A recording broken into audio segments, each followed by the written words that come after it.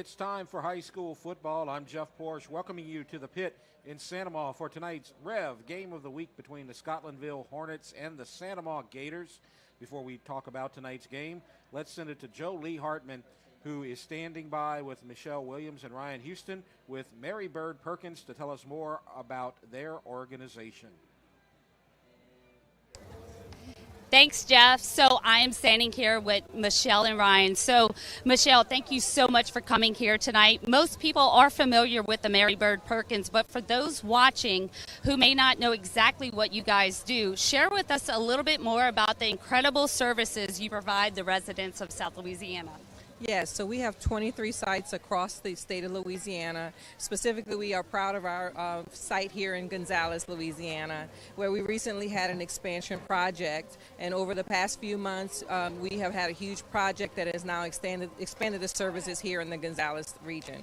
So for that, we have expanded imaging services. We have expanded medical oncology services. We have a pharmacy, brand new pharmacy in that site, and we have a new lab in that site as well. So we're very proud to continue to provide and expand our medical oncology and radiation oncology services here. That's absolutely amazing. And Ryan, I know you guys do a lot in our community. Can you share with us some exciting things that are going to be happening soon? Absolutely. So as Michelle mentioned, we just finished our expansion project in Gonzales. What that means is with Mary Bird Perkins, you don't have to travel far to get care. With those 23 sites, you've got care close to home. In Gonzales, it's right there for you. You've got access to advanced diagnostic imaging, chemotherapy, clinical trials, radiation oncology. We just had our ribbon cutting Tuesday, and that's going to allow us to continue to provide great cancer care for the patients right here in our community.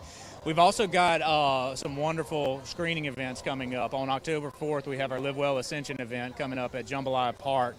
People are going to be able to have access to 4 free cancer screenings. So that means if you don't have a primary care doctor, you don't have insurance, you can still come out here and get access to that care. Absolutely awesome. And Michelle, September is Prostate Cancer Awareness Month and October is Breast Cancer Awareness Month. What are some things that people can start doing to protect their health? Yes, for September it's Prostate Cancer Awareness Month, we ask that men get screened, talk to their primary care physician, have those difficult conversations about symptoms they may be having.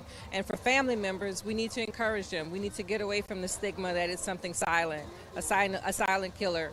Let's get these patients in to get screened. Absolutely awesome. Yes, and Ryan, if people want to find out more information about Mary Bird Perkins, where can they go? Easiest place to find us is at our website, marybird.org. On that site, you're going to have access to all the schedules for those upcoming screening events. We have schedules for any cancer survivor events, including our group therapy sessions that we have out here in Ascension Walking Group. You're able to access anything where you want to connect with us right there. We're also on social media. We're on Facebook. We're on LinkedIn. So. Absolutely. Well, you guys, Michelle and Ryan, thank you so much for coming here tonight just to show exactly what Gonzales, Louisiana has to offer for the health of our community members.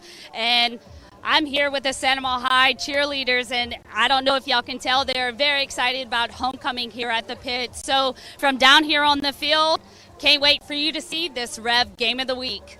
We'll be right back. Welcome to REV, delivering fiber-powered technology for both your home and your business. With phone service that connects you to what's important, internet that keeps your devices up and running, TV that delivers all the big moments, and security that protects how you live and work. All backed by local support teams right here in Louisiana. With 5-star service and reliability you can count on, we're ready to connect you to the people and places that matter most. REV. BT Chapman and AJ Pickett with Advantage Therapy are honored and excited to team up with Santa Maria High School Athletics. At Advantage Therapy, we are dedicated to helping our patients regain the highest possible functional status through one-on-one patient care. Advantage Therapy has spent nearly 2 decades providing both outpatient orthopedic physical therapy and occupational therapy to the people of Ascension and surrounding parishes. From all of us at Advantage Therapy, go Gators! Chris's Specialty Foods has you covered for tailgating this season. We do all the prep work so you can spend time enjoying your family and friends. Steaks, burgers, sausage, chicken, wild game, and many other great pork options. Our central location is now open on Wax Road behind the Walmart. And the new Highland location serves hot lunches and has a meeting space for your work team. New Orleans and Millerville are rocking as well. It's fast, affordable, and delicious. It's Chris's Specialty Foods. Everybody loves Chris's. REV presents the Action Minute. Here's the Clinical Director of Action Therapy and Wellness, Haley Leindecker. Let's talk about preventing hamstring tears with football players. The single leg glute bridge will strengthen your hamstrings and glutes. Lie on your back with one foot on the ground and the other leg extended. Push through the grounded heel to lift your hips, keeping the leg extended in line with your body. Hold at the top, then lower slowly. The Romanian deadlifts build eccentric hamstring strength and reinforce proper hip hinge mechanics. Stand with dumbbells or a barbell, hinge at your hips with a soft bend in the knees, lower the weight down the front of your legs, and return to standing using your hamstrings and glutes. For walking lunges with hamstring emphasis, take long strides into a forward lunge, leaning slightly forward at the hips. Focus on pushing off the heel of the front leg to engage the hamstrings. Action Therapy and Wellness specializes in physical therapy, sports therapy, and hand therapy. Just remember, no referrals needed. Give us a call today. Supreme service, supreme selection, and supreme savings are all at Supreme Chevy and Gonzalez. Shop Silverado, Tahoe, and Suburban, Traverse, Trax, and more. Win every time when you ride with the winning team at Supreme Chevy and Gonzalez. 90 years. It's not just a number. It's decades of dedication to great service. The local team at REV has been serving Louisiana families and businesses for generations. Our people have the experience to deliver a superior network, which gives you the speed and reliability to live your best life and get more done at work. We're here for your home and your business. You can count on REV.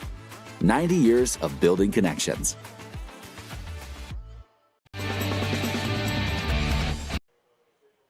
Welcome to homecoming night at the Pit. I'm Jeff Porsche, and David Swacker will be joining me in a moment. Santa Maria High School homecoming tonight, Scotlandville versus Santa Maria, and it ought to be a good game, and it ought to be a lot of fun as a new homecoming queen will be crowned at halftime to go along with the king. And so we'll have that for you, but first we're going to have the game, and it ought to be a good game. These two teams have a little bit of a history from last season, but the two coaches, well, this is a first-year coach at Scotlandville, so that's a new setup from last season. The coach at Scotlandville is Richard Oliver, and he is in his first season. As I said, he's 1-2 career here at Scotlandville. And then you got David Oliver. I'm assuming no relation, these two guys, but David Oliver is in his 18th year with the Gators, and he is the winningest coach in the history of the Santa Maria program, 1-12-71. Now, as I said, these two teams played last season, and Santa Maria won that game. They lead the all-time series 1-0. Santa Maria had a big comeback win last season as they won 39-38. And that kind of sparked their season and put them on that big streak that helped them win a share of the district title last year. And then last week, these two teams played games, and they both won. Santa Maria beat John F. Kennedy 21-12, and Scotlandville beat McKinley 35-0. And so now I'm going to turn it over to my partner, Coach Schwack, and he's going to tell you what he thinks is important about tonight's game, the keys to victory. All right, we'll start with Scotlandville Hornets. Keys to victory, number one, they have to slow down the Gator offense, making a lot of big plays. You know, Cooper Babin, the quarterback, has rushed for over 200 yards, thrown for over 600 yards, and we're in week 4 right now. The other one, the offensive line for Santa Maria has to perform well. They are very big across the front. They've done a very good job of protecting the quarterback, helping out in the run game greatly. So that's going to be a big key right there. And keep pressure on their quarterback because he is a very, very good football player. And so Coach Dykes and his group coaches going to have to really be up on their toes in stopping the Scotlandville quarterback and the Santa Maria quarterback for Santa Maria. The big plays for the Santa Maria Keys: eliminate costly mistakes, 10 or 12 or 13 or too many penalties, consistently on both sides of the ball, offensively and defensively. And one of the big things that has really been very noticeable is kickoff coverage has been a little bit weak, and I know they're working very, very hard on improving that for each kickoff team. And, Coach, that's something that Coach Oliver told me as well when I did the coaches show with him this Sunday, as he said that in the first 3 weeks of the season, they've given up touchdowns on kick returns all 3 weeks. And so they've given up a lot of scores. That was the only score in the Bird game. That was half the points in the Kennedy game, and then Cecilia had done one as well. So that's really critical as we are getting ready to see the Gators head through the Gator Head Tunnel, and we should be able to get a great shot of that entrance on homecoming night in just a minute, as the team still going through the back tunnel to get to the Gator Head. So I think we're pretty close to getting the Gators out there. Well, you got those fancy lights in the pit here flashing on and off. Means it's about game time for both teams. Scotlandville already on their sideline. Love these LED lights because they can just do whatever you want for them. You can program them to do anything, kind of like you see at Tiger Stadium on Saturday night as the Gators are coming out on homecoming night.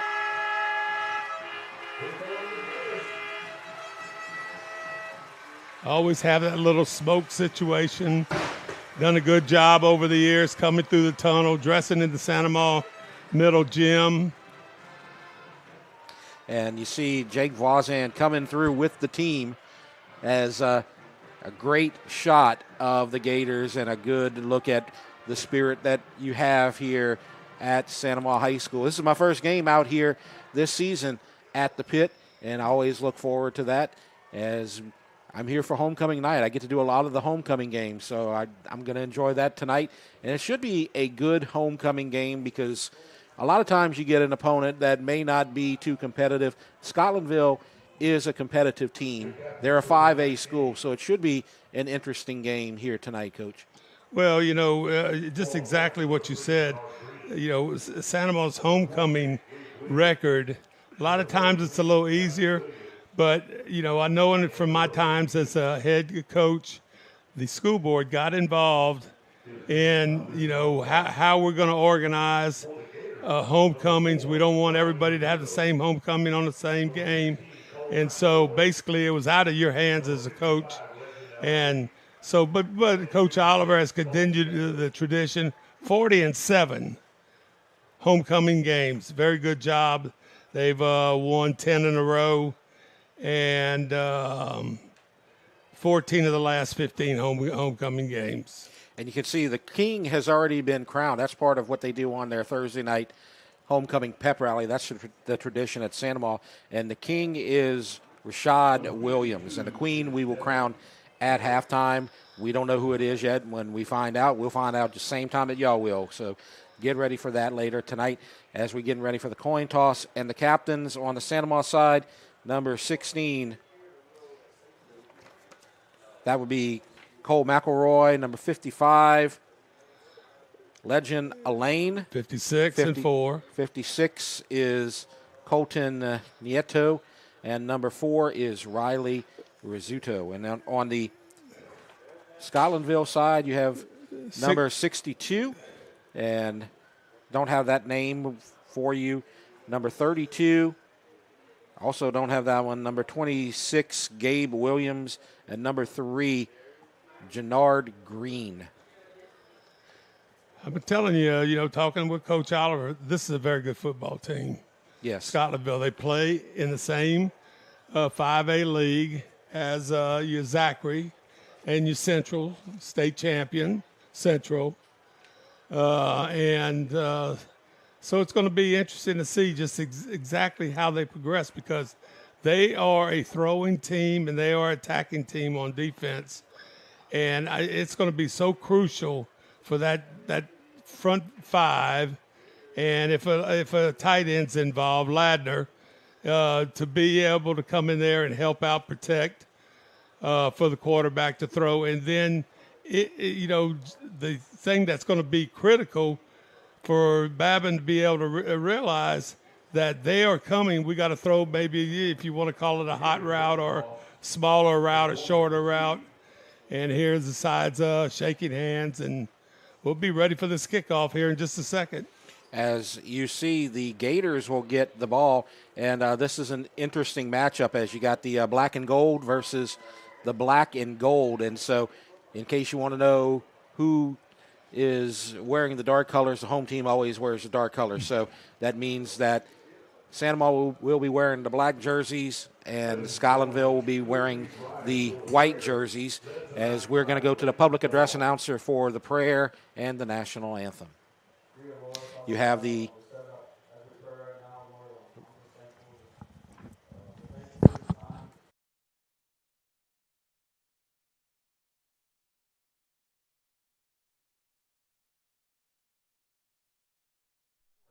Lord, we pray for great sportsmanship, Lord, and that we would just go out and just have a great game tonight, Lord. We pray that you would just watch over us, that you would protect us, that you would keep us safe from injury, Lord. We love you, and it's in Jesus' name that we pray and play. Amen.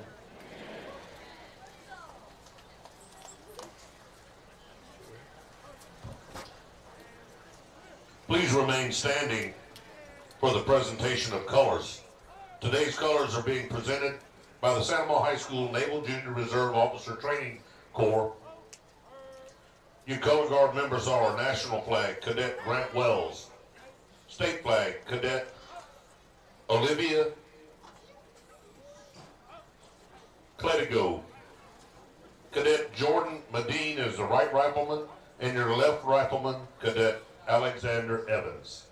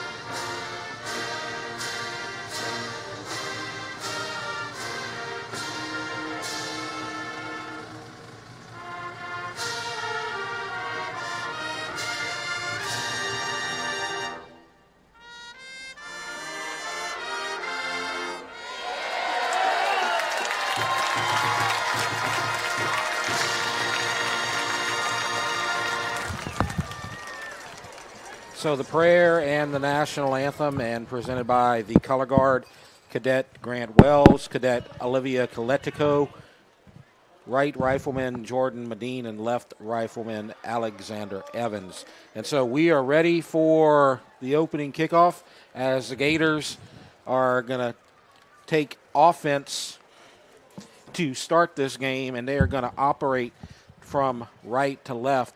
And since we have a second Let's go through the starting offensive lineup for the Santa Maria Gators, and they are led by one of the best quarterbacks that come out of this area for a while, Cooper Babin. And then in the backfield, you're going to see Jordan Hickerson. And then the receivers, Jermichael Million, Quentin Ellisar, Caven Taylor, and Cooper Ladner. Offensive line, Ethan LeBeau, Carter Babin, Legend Elaine, Sam Palacios, and Caden Tassan. And it looks like back to receive are going to be Hickerson and I believe number 11, Isaiah Johnson. And 23, Henry Brown is kicking off.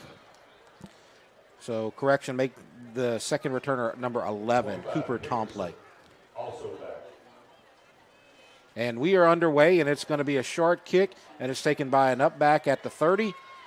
And he gets free past the 40, and forward momentum will get him past the 45-yard line. So great field position after the nice return by number 9, Landon Blanchard, senior wide receiver quarterback for the Gators.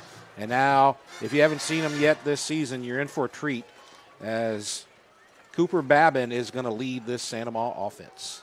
And they'll be in this spread formation with 4 wide receivers, sometimes 5, and very good running back in Hickerson.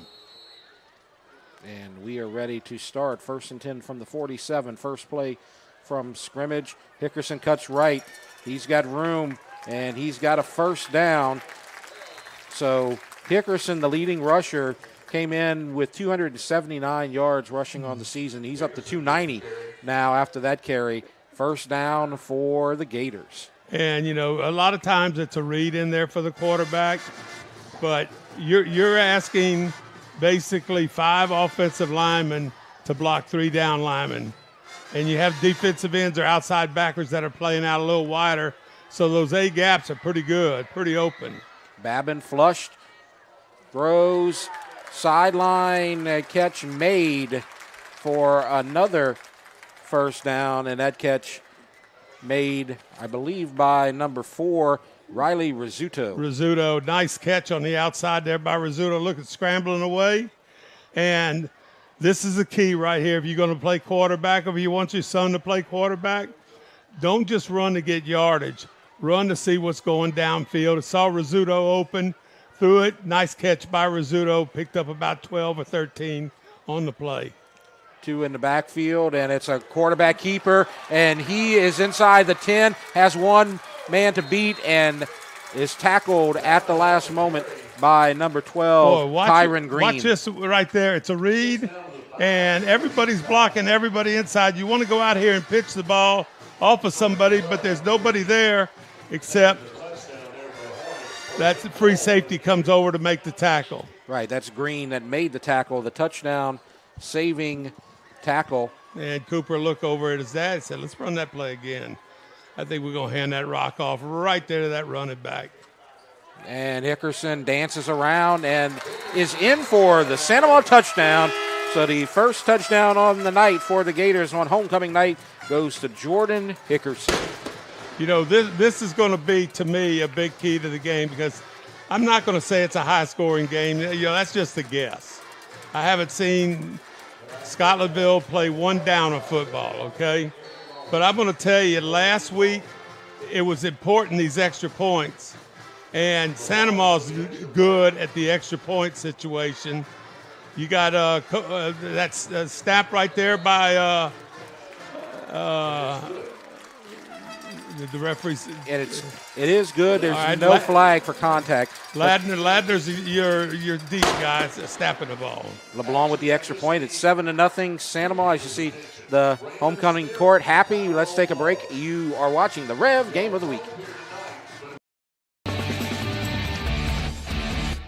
Supreme service, supreme selection, and supreme savings are all at Supreme Chevy and Gonzales. Shop Silverado, Tahoe, and Suburban, Traverse, Trax, and more. Win every time when you ride with the winning team at Supreme Chevy and Gonzales.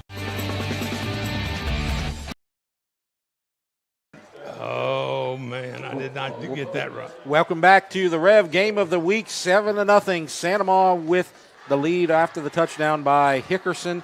And Scotlandville ready to return the kickoff. Back deep, Dwayne Ben for Scotlandville. Getting ready for the kickoff coming from LeBlanc. This right here is important. Very good kick. Right. And, you know, everywhere Coach Oliver's going, get that ball in the end zone. So the defensive starters for Santa Ma, they're going to run a 3-4 with 4 defensive backs. The defensive line, you got Kyler Rock, Noah Jenkins, and Jeremy Watley.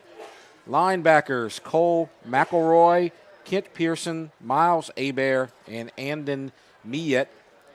Defensive backs, Cedric Jones Jr. and Clarence Jackson. And the safeties, DJ Schonberg and M.J. Dunn. So let's see what the Santa Ma defense has in store. You're going to line up here with a tight end wing to this side. Possible run this way.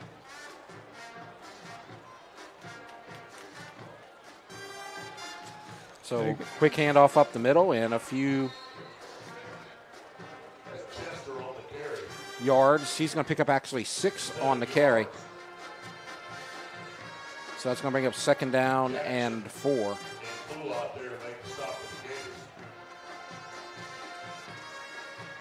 Well, that was a nice first down play by the Hornets. Coach Oliver on both sidelines. That's right. Oliver and Oliver. And you see the quarterback right there. Jannard Green, number 3. Handoff up the middle and a first down for Sean Chester for Scotlandville. So good run. This looks like Coach Oliver said, Coach Oliver from Santa Ma, if you can run the ball, we can run the ball. And that's exactly what they've done, making good enough plays to get a first down very quick out to the 35-yard line. They're going to spot it at about the 34. So 1st and 10 for Scotlandville. Handoff up the middle again, and good running right up the middle again, Sean Chester. So that's going to be going to get 4 yards on the carry to the 38. So a good answer so far, just pounding the rock right up the middle for that Scotlandville offense. Hornets. And, you know, sometimes it starts out like this, you know, defensively and offensively. You kind of get used to what's going on right here, and you can't close your eyes on these outside receivers. Yeah, you don't want to put them to sleep with those runs and then get a sneaky little pass out there on play action. And on 2nd down, it's going to be 3rd and short. Sean Chester gets about 2 yards shy of the first down. It's going to be 3rd down, about 2.5 yards to go, as we are just 4 minutes in, and already Santa Ma with a 7-0 lead over the Hornets. This is probably a running situation right here.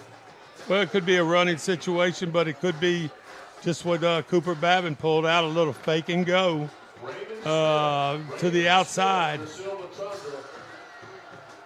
So Green at quarterback, Chester the lone back in the backfield. Now the 2 receivers set right from the left hash, and it's going to be another first down. So they're just forcing that ball down the throat of that Gator defense. And so running some clock as well. And that's something that you want to do to keep that explosive Santa Ma offense off the field.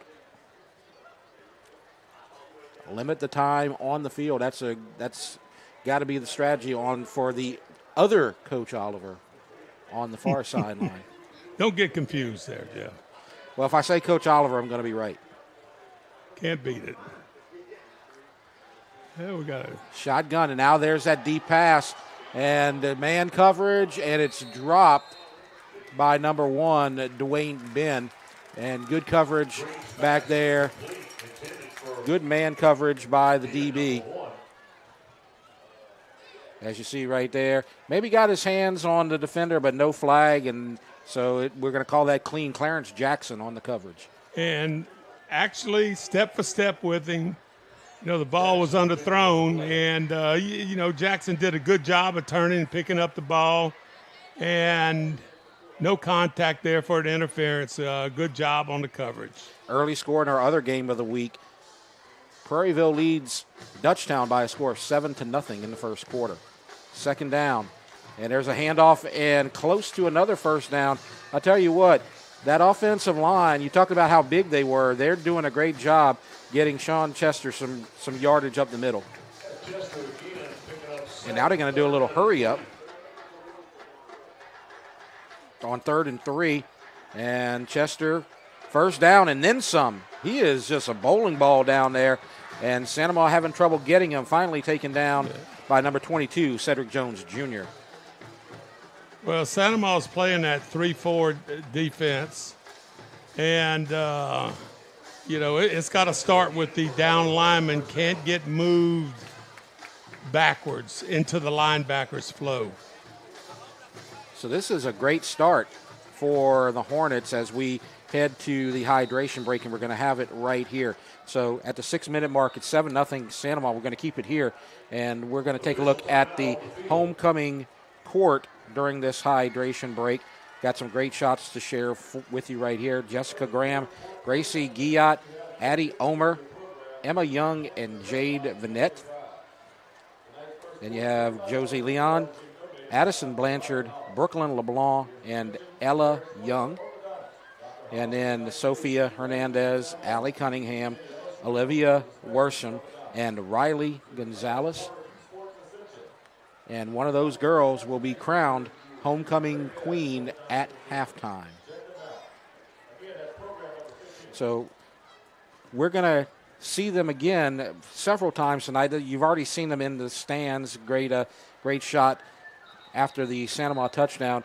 At the end of the first quarter, Jolie LeBlanc will also get another look at them when we head to the end of the quarter. But right now, we're going to come back from the hydration break as the Hornets are driving, very impressive drive on the ground. Quarterback trying to fade to the end zone and just in and out of the hands. There's a nice pass and trying to get it to Ben, but number 22 on the coverage, Cedric Jones, good job. I'm going to tell you what, that was outstanding coverage right there, running stride for stride with him. Yes.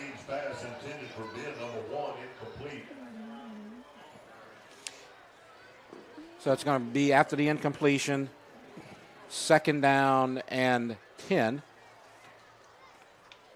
Over at Spartan Stadium tonight, Denham Springs is playing East Ascension. Denham has the lead, 10-0. Now, what I'm noticing here is we have a personal foul penalty called against the Hornets. So that's going to push them back 15 yards. Didn't see what it was, but it's going to be 1st and 25. So the ball now pushed back to the 48. And so this ground and pound offense that they've been doing, they might be in a hole right here because it's going to be difficult to get 25 yards on the ground perhaps. But I think they've already proven they could do that. Yes. And but I think, this is going to be a big series for the Gators right here, seeing if they could stop this offense running and throwing. Now it's marked as 2nd down, so it must have been a penalty after the play was blown dead, as the quarterback trying to turn the corner for the first time, and Jannard Green taken down. Boy, I'm going to tell you, Aiden Miette, what a great play coming from the safety spot. I mean, had to run up 15 or 20 yards, and the quarterback is supposed to be a very, very good runner, and did a great job right there breaking down and making the tackle by Miette. Lost 3 yards. That was the first time they tried to go outside the tackle box, and Santa Maria was up to the task. And now it's 3rd and 28 from the 48-yard line. Scotlandville's own 48-yard line. They have to get to the Santa Maria 24 to get to a first down. Long ways to go.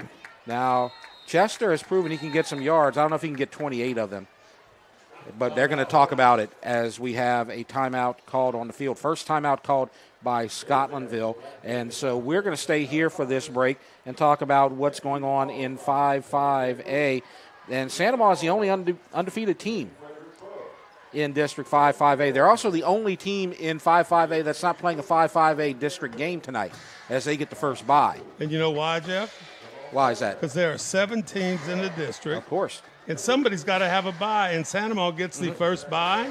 This is all picked. Yep. The year before when, last year it happened, Santa Maria had the first bye, and then now they were re-picked. Yep. And somebody else is liable to have, first, second, third, fourth, just like Prairieville has a what bye? Right. 10th. You see Denham, and they are expected to be a strong team in district. Dutchtown's always good. East Ascension's back on the rise, it appears. Live Oak, Prairieville, and Walker, they are 1-2 on the season. Now, I did talk to Coach O about about having the first bye, and I asked him, are there any advantages to having that? And I'll tell you about what he said after the play.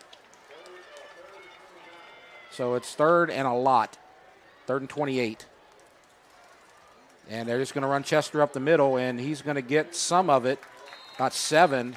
Still going to be about 4th and 21. So, Coach, what I asked him if he had any, or if there are any advantages, and he didn't give any answer like, well, I think it's better for us because we get a week off or anything like that. The thing that he said, and I can understand why he said that, he liked having the first week off because it's easier to schedule a non-district game in that first week, because once you get later in the season, it's hard to find a team that has an off week that's on the same week.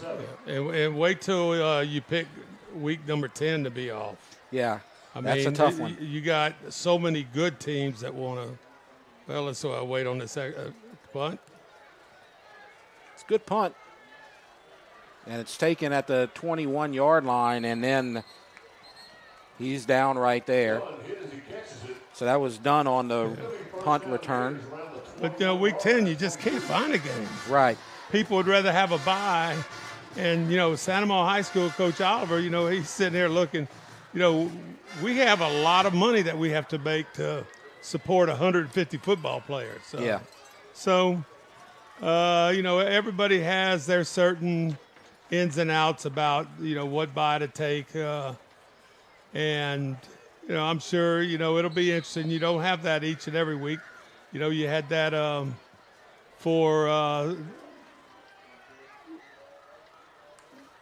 and right here you get 5 receivers, shotgun, quick pass, caught by Hickerson. No, he dropped it, so it's going to be incomplete. So Hickerson lined up in the slot right there. So that was a uncovered receiver to a certain extent. Prairieville, like you were talking about, has week 10 in the bye. Mm-hmm. And who are they playing week 10? St. Thomas Aquinas. I remember that game last year. It was a great game for Prairieville. Yep. Now Hickerson's in the backfield, and he's going to try to cut outside, but a good job. Shoestring tackle from behind by number 90 for the Hornets, Corey Coleman, senior defensive lineman. So that's going to be 3rd down and long, 3rd down and 8 for the Gators. 3rd and 8. Now you got 3 receivers to the right as a Hornet sprints to the sideline. He gets out in time. Well, you see 17 out here. It's a possibility this guy could come, and you tackle a running back's got to pick him up. And he's coming on the pressure, but Babin gets away, and he's got a hole up the middle. Now cuts outside. He's got a first down to the 43-yard line. And Cooper Babin is the number 2 rusher on this team. Hickerson's the leader with 279, but Babin's got 261. Yeah, and 261 is not scramble like that. Yeah. It's like that run to the 5-yard line is what most of it is. Designated running the quarterback. It's great to have a double threat in that quarterback spot. And there's the handoff to Hickerson. He gets a few, pushes ahead, gets about 4, 2nd down and 6 as the ball approaches midfield. Santa Maria leads 7-0, 2.5 minutes left to go in the first quarter. Terrell Carter coming in, number 80. Santa Maria trying to go 2 for 2. And a good move right there. You see that outside backer on both sides coming up. Shotgun, looking down the middle, going deep, trying to post, and it's incomplete, overthrown, trying to get to number 80. That's Terrell Carter. You were talking about him, and it's 3rd down and 6. Had triple coverage down there, and the ball was overthrown, and so not really a chance. And you had that free safety. He was free. It's man-to-man on the receivers, and then the free safeties will sometimes cover up, as you see right here. Now it's going to be man-to-man with that. And did he get it? I think that's Million, and they're going to say incomplete, as he did not get a foot out of – he caught the ball, but both feet were out of bounds because he could not get it in. I think the foot that went out of bounds before the other foot touched inbounds, and so it's going to bring up a 4th down. It's good to have a guy like Million back. He was injured last season. Well, he's had a very productive year so far. Yeah, he's their leading receiver by a mile. Bringing him along, slow but sure. He's a 2-sport star here at Santa Maria, point guard and wide receiver, but they lost him last season to an injury. It's good to have him back. I know they're happy about that. Yeah, back to punt. And back deep is Ben, and it's not going to get to Ben. And it's a good job. The short punt will give Santa Maria a defensive spot inside the 20-yard line. So it's going to be 1st and 10 for Scotlandville as they approach the end of the first quarter. We're inside of 2 minutes, but when we get to the end of the quarter, we're going to throw it to the field, and Jolie Hartman, as she is going to talk about the homecoming court and get a good look at them. And it's always good to be at Santa Maria because Jolie's always out there helping us out on homecoming night. Most nights I have to interview the queen. I don't have to do that tonight. Glad Jolie's out there as our 3rd partner down there on the field. And she's already had the interview earlier before the game started. 1st and 10. Handoff, big hole. Breaks a tackle and tripped up, or else Chester might have gone at least for a 1st down and then some. This guy's a bull in the backfield. Well, Scotlandville may say, we don't need to throw another pass. But they need to get some points right here as Dunn makes the tackle. 2nd and 2. Got tight end wing to the left side. Handoff, and it's close. Pins on the spot. And I've learned not to say that he is short or not to say he has a 1st down until they mark it. And it looks like the marker on the far side says a 3. So it's 3rd down. 1 minute left to go. Ball right at the 25. It looks like from the far side they have to get just shy of the 26. Well, the referee, the white hat tonight, the guy's in charge out of the Baton Rouge Association, Myron Creasy. Always doing an outstanding job officiating the games in the Baton Rouge area. So it's 3rd down and about 2 feet and 8 inches. Not to be precise. This is where you like to have a guy like Chester. We have a whistle. Oh, they let the play clock run out. Delay of game. Oh, that's costly. And so far, Scotlandville's had 2 penalties, and they've been just killers. You had that dead ball personal foul when they got down into Santa Maria territory. Now you have a 3rd down and less than 1, and you get a false start. Well, you got Noah Jenkins. He's at the nose guard. Jeremy Watley, number 32, made some big plays last week. and Rock 91. These are guys right there that you're counting on, holding up those linemen, keep them from getting to the linebackers. Third down, pressure, and he's going to go down, and it's going to be fourth down after the sack. As it looks like number 32, Watley makes this. 32 Watley and 37 Pearson in at the linebacker spot. I think they had basically a two-man coverage right there, and it was interesting. Defense did a very good job of getting back there to the quarterback. So it's 4th and 11. There's zeros on the clock, and that is going to mark the end of the first quarter. So Sandoval leads at the end of 1, 7-0. We're going to go down on the field and throw it to Jolie Hartman. So we're down here at the pit, and I am honored to announce the 2025 homecoming maids, and they are Riley Gonzalez, Addison Blanchard, Josie Leon, Brooklyn LeBlanc, Olivia Worsham, Addie Omer, Jade Bennett, Ella Young, Sophia Hernandez, Emma Young, Gracie Giat, Jessica Graham, Allie Cunningham. And you need to stay tuned because one of these beautiful homecoming maids will be announced the 2025 homecoming queen of Santa Maria High. Back up to you. Jolie, you do such a great job, and now it's 4th down. Can't wait to do those soccer games with you in just a few weeks. 4th and 11 for SCOTLANDVILLE, and they're going to punt. Punter number 4, Watkins. And back to receive for the Gators is Miet. Actually, they got two guys back there. Well, the receivers are 30-yard deep. High snap, gets it away, though. A little bit rushed. And Miet gets the fair catch. Yes, Miet, excuse me. A little Homa showing in me. As makes a fair catch at the 45-yard line. So, Coach, Santa Maria's going to get good field position out of this exchange. Well, it's going to be interesting to just see what Coach Seth Babin and Coach Oliver come up with in the passing game because they have some excellent receivers. And if Cooper Babin gets enough time, and we could probably get some pretty big plays out of the receiving corps.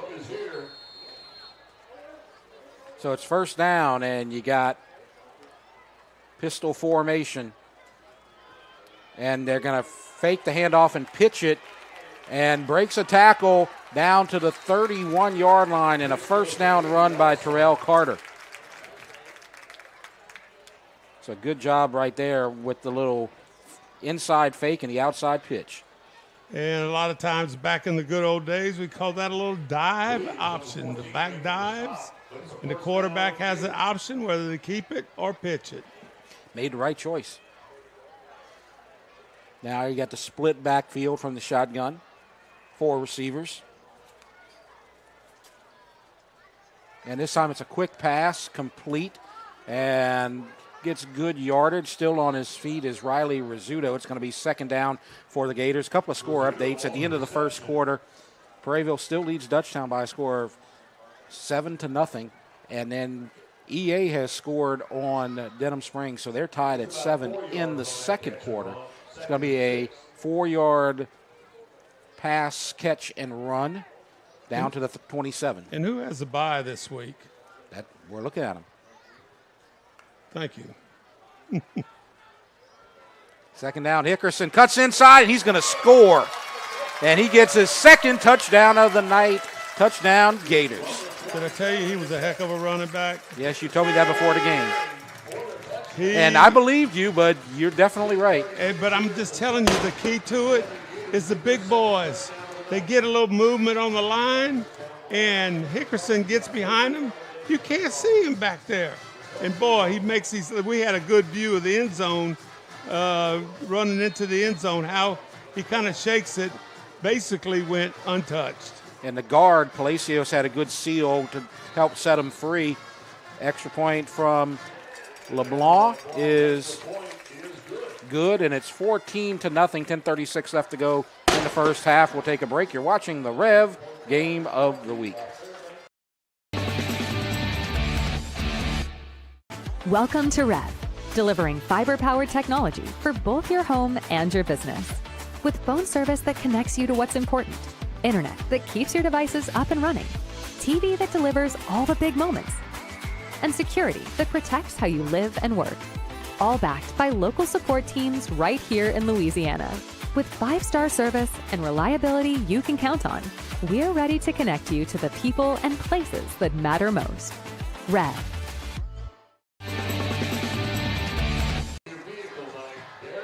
It's 14-0 Gators on homecoming night, 10:36 left to go in the first. Before they kick, let's take a look at the schedules tonight in District 5, 5A. Prairieville against Dutchtown, also the Rev Game of the Week. Denham at East Ascension, Live Oak Walker, and then the non-district game, Scotlandville at Santa Maria right here. Tell us about this kicker, Coach. I'm going to tell you what, the last one went in the end zone, and this one looks like it's going to be going down to the 5 and a fumble. And good special teams right here. And, Coach, how happy are you about that? Because, you know, Coach O was saying we can't have 4 weeks in a row with a kick six. And you know, this is, you know, I'm not going to say good practice. That's kind of rude in saying something like that. But, you know, last week he was kind of positioning kicking. And, boy, it was unreal how Kennedy would get the ball a couple of times and go all the way across the field and one time for a score. Now, out of his 3 kicks, one of them goes in the end zone, one of them goes to the 5-yard line. The Gators are going down there, rushing in their lanes, stopping them at the 20-yard line, starting that drive. That's great news for Coach Oliver. The other Coach Oliver. As you see the handoff right up the middle, and they're going to play bowling ball football here tonight with Sean Chester, and he's getting good yards again. Well, a junior running back. You know, the thing is, you just cannot, you know, maybe some of these safeties have to come up and help. And that kind of gets into a tough zone for a safety to come up and help in the running game against the big running backs. 2nd and 4. 9:50 before halftime. And a big hole and a blocker in front of him. Breaks a tackle. He might go the distance, but tackled from behind at the last second by number 22, Cedric Jones Jr. Big run by big Sean Chester. Well, you saw the 2 big boys pull on that one and ran the counter right there. Chester untouched through the line of scrimmage.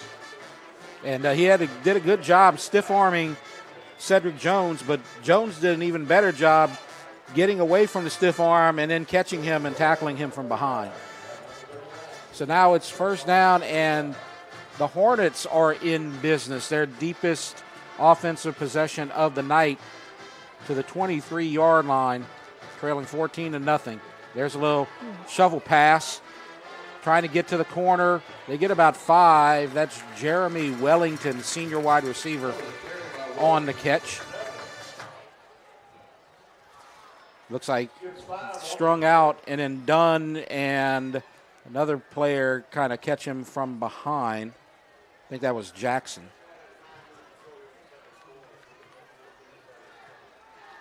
Second and 5 inside the red zone. From the right hash. Scotlandville is doing a good job with this tight end wing to the.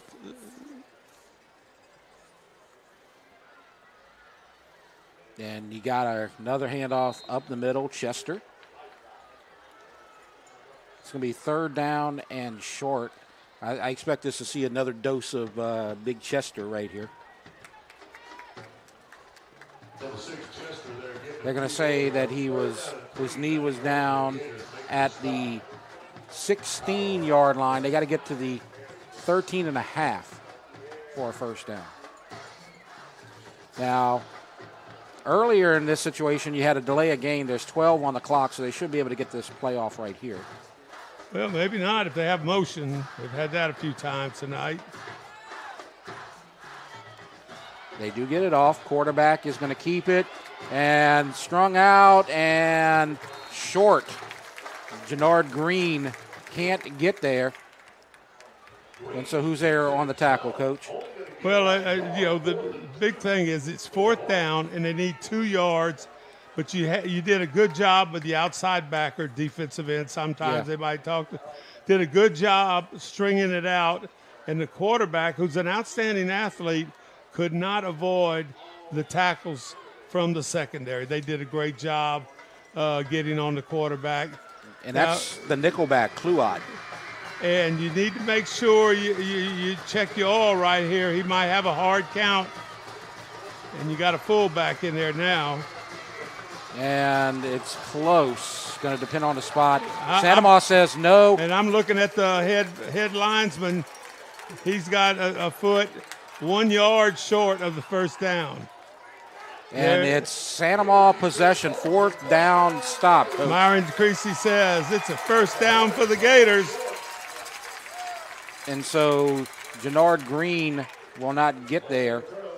And hard to see who's down there at the bottom of the pile. I'm assuming that big 90, Noah Jenkins and Kyler Rock and Jeremy Watley. Well, you had to have there. linebackers in there because that's probably what stopped the push. Yes. And now the good thing is you stopped them. The bad thing is you had a possession at the 14-yard line. So you see the homecoming court right there. And trying to get to Million on a quick pass falls incomplete. Let's tell you about Babin. We talked about how he's up to about 300 yards rushing on the season. He has 799 passing yards. He's 44-72. Got 6 touchdowns and 1 interception. Having a great year.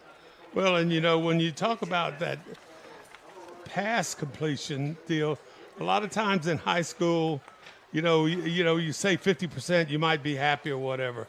And he's well over that, the 50% mark. Colby Kramer checks in at wide receiver, and not Terrell Carter, Quentin Elisar checks out. Boy, Elisar's been huge in some big plays. They have 2 80s on the roster that we received from Sandoval, and so I'm assuming that 80 is going to be Elisar, as the official is explaining something right here. Okay. So a sideline warning on Scotlandville. And I'm going to bring up something after this play, Coach, you can talk about for me. All right. 2nd and 10. Pitch. And that was kind of bumbled from the start. But you were talking about penalties, Coach, and how Sandoval needs to avoid having 10, 12 penalties. Right now they have none. And if you have none, that means the head coach is happy. All right, and so good job right there so far in this game. It's hard when you're pitching that ball left-handed right there, and it's not a common thing in the offense. And maybe the pitch was a little bit behind the receiver, the running back. As you can see now, they're in an empty formation, 5 receivers. And he has time, and open at the first down marker is Million. He breaks 2 tackles. He's broken a 3rd, cuts and gets into Scotlandville territory, and that's something they missed a lot of last season. Let's watch the pass protection right here, because I think it might be a key to Cooper. Look at the job right there, that wall right there. Yeah, he had great job. Cushion. Jamaica right across there. Great job on the catch. And then you pick up yards after the catch is kind of a big thing. So he is fully back from the injury, and now we get a sideline warning against Sandoval. So both sidelines have been. That wasn't Jolie down there on the sideline. No, was it? she's up here with us, and you know that. But at Sandoval, everything's so tight right there. It's hard to keep your space, right? Because the sidelines are so short, because the field's so close to the stands. Babin's got room. He's going to try to get a first down. He does. Good move and goes out of bounds. Wow. If we're going to watch this again, watch 80 right here. Watch the job. Elisar. You're talking about avoid the penalties right here. Watch when Babin takes off right here. Cooper's running. Now watch 80 in this picture. Watch what he does. Just gets in the way. Yep. Just gets in the way. Doesn't make a production about it. Yep. And Cooper's able to get out of bounds without having any contact activity. So let's look at the 5-5A non-district results last week, as everybody played a non-district game. And so Dutchtown beat Collegiate 62-0. That was a game that I was at last week. They beat them 62-0 back-to-back seasons. East Ascension with the win over Sam Houston. Prairieville lost to Riverside 40-23. Santa Maria with the win on the Rev game of the week over John F. Kennedy.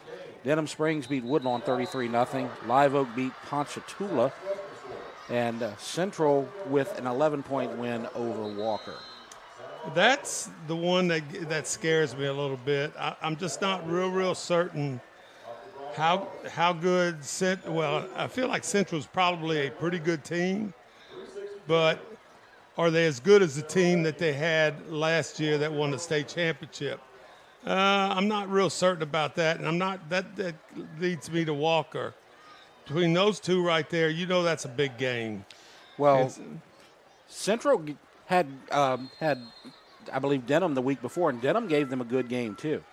So Central is still going to be good. They're a well-coached team, but maybe they're not as good as last season like you were saying, or maybe thinking. Hickerson gets good yardage on first down close to the red zone. And, this is just what I'm thinking. Can we run the ball, Santa Maria? Can we run the ball? They can definitely run the ball. Okay. Let's take our time getting in the end zone. Here we go. We got 6 yards on that play. Let's get into the end zone right here. And that way when we score, maybe we have less than, a minute or something like this. Yeah, they have a chance to get a 3-score lead with any points. Babin's going to keep it, but look at that. Answering with number 26 on defense, drops Babin for a loss. That's Gabe Williams, senior for the Hornets, and now it's 3rd down and 8 after the big loss. Well, that's the first time they've run that play, and I'm very surprised that wasn't very successful. Just a good play there by Scotlandville. Possibly a 2-down situation here. Well, you think your kicker, he could probably make. But they're going to get it to the markers and caught. Elisar. That's another reliable receiver for the Gators. They have so many of them. Let's look at it on the replay, Coach. Lots of time again, and the ball right to him, and good job of keeping it from hitting the ground. I'm not real sure what the play's called, but I'm sure between the coaches, they told Elazar, let's get the first down here, okay? And that's exactly what he did. First down at the 16, cuts outside. Hickerson trying to get inside the 10, gets down to about the 8. He's going to be short of the first down, but good yardage on first down. The clock's running. Good tackle by number 0, Brandon Perkins. Well, Perkins is a senior. So now a timeout has been called, and that's going to be called against our timeout's called by Scotlandville. And so why don't we take a look at this point at the homecoming court a second time, since we are getting close to halftime. Do you know this? As the halftime, we're going to present the court. Jessica Graham, Gracie Guillot, Addie Omer, Emma Young, and Jade Vanette.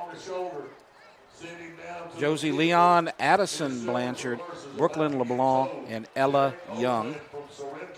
Sophia Hernandez, Allie Cunningham, Olivia Worsham, and Riley Gonzalez. So we are 3:34 left from before halftime when one of these people on the court will be crowned queen. And remember, you should remember that Coach Oliver for Scotlandville. He was in our district at one time coaching Right. at McKinley. Back in the day when you kind of split up the EBR teams with the Ascension teams. Half the teams from EBR went with the Ascension side, and the other half went with the Livingston side. Best thing that ever happened to all the sports. Second down and short, and Babin's trying to get free, but he's going to be dropped for a loss. Got plenty of time. You don't need to rush. So good job there as 2 or 3 Hornet defenders get in there, including number 11, Max Spears. They were trying a little pick on the outside with the receiver and the running back going into the flat, and Scotlandville did a good job covering that. So now it's going to be third down and about 7.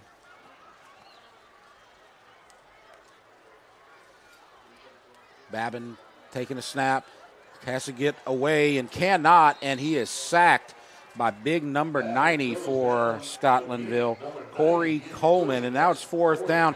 But one thing that you like there, the ball's in the middle of the field, and you probably have a field goal situation right here as LeBlanc comes out, and he's smack dab in the middle of the field, so that's got to be a good thing for him instead of having to kick from one of the hash marks. As you're going to probably snap this right before the 2-minute spot.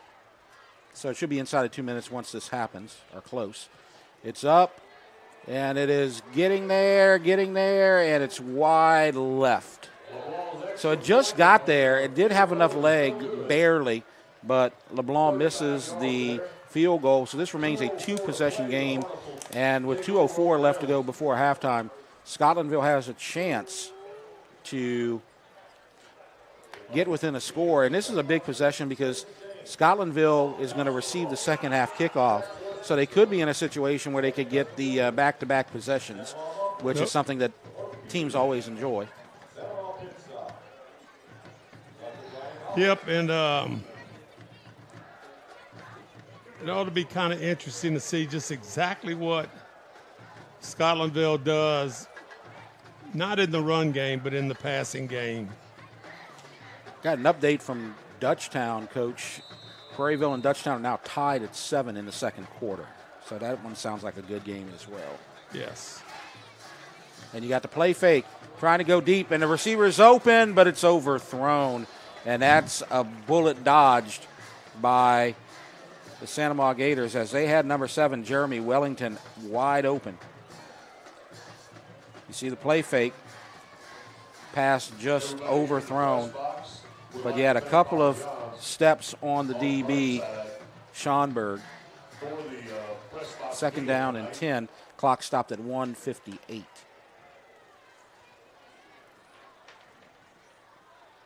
Well, you have that right there.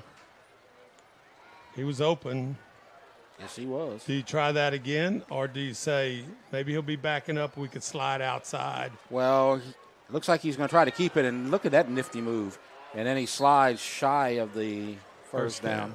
So it looks like they're going to say it is a first down. I don't know. He slid. I don't know where the ball was when he landed. I don't know if they count that like. Yeah, he landed at the 29, but they gave him the 30. He gave him the foot spot instead of the ball spot, I think. Whistle. Are they going to review it? No, there's a flag. You can't review that. Although we did get a good view of it. Another penalty on Scotlandville, false start. That was Perkins, Brandon Perkins, wide receiver. So Santa Maria playing a pretty clean game. Scotlandville has put some pressure on Babin, though, and that's kind of kept the Hornets in this. Well, and some of those passes have been lengthy passes, that either vertical route or, the one to Jamaica where the square in. Pressure. Trying to get away, does get away, gets rid of it, Receiver comes back. Good job by that receiver. Breaks a tackle. He's got a first down. He gets to the corner, and he's going to get inside the 40-yard line. What a play there by number 1, Dwayne Ben. He did a good job coming back to the quarterback and helping out, and then he made all kind of moves. Well, that right tackle. there.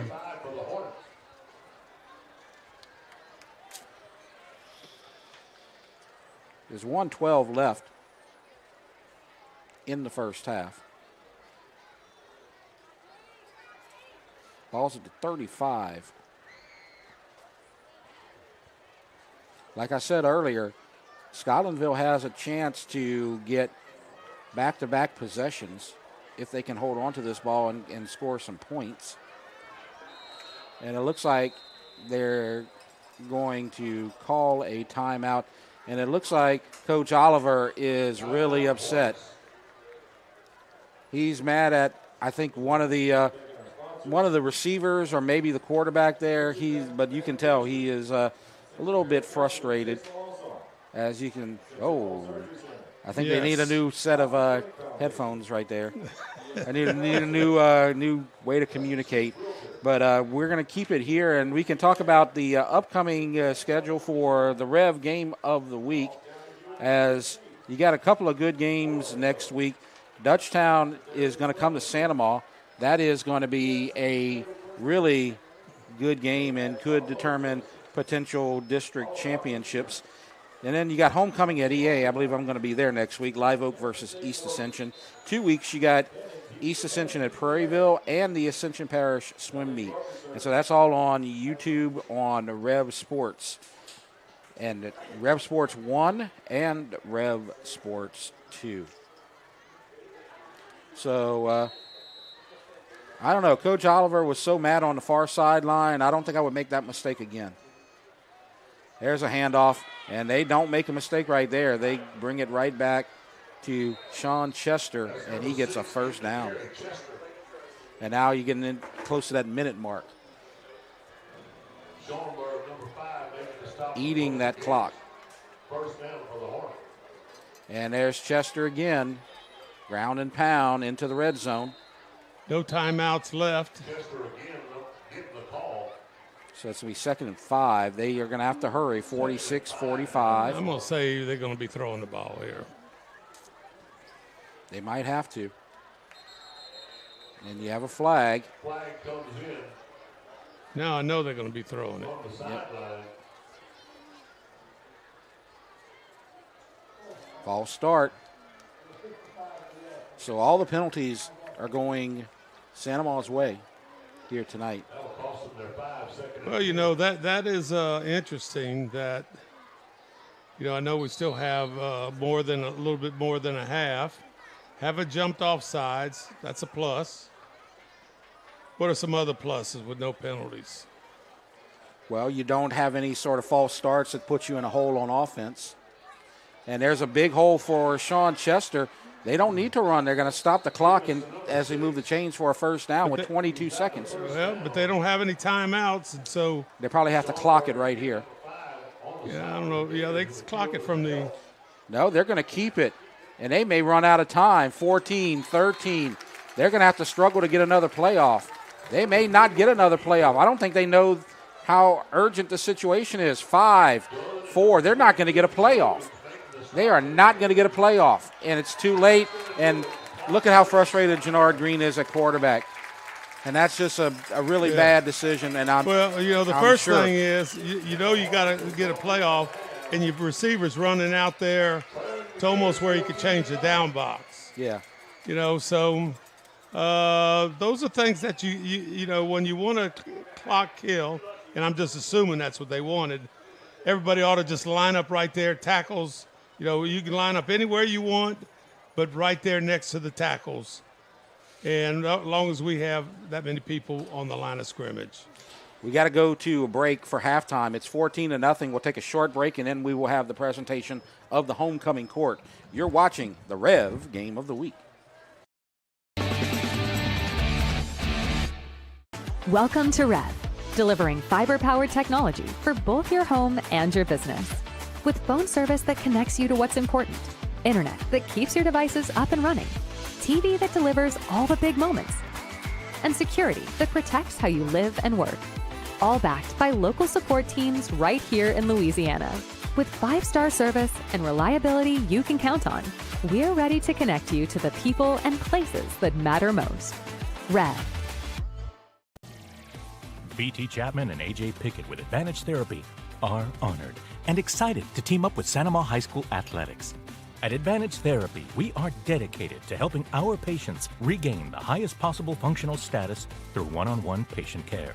Advantage Therapy has spent nearly 2 decades providing both outpatient orthopedic physical therapy and occupational therapy to the people of Ascension and surrounding parishes. From all of us at Advantage Therapy, go Gators!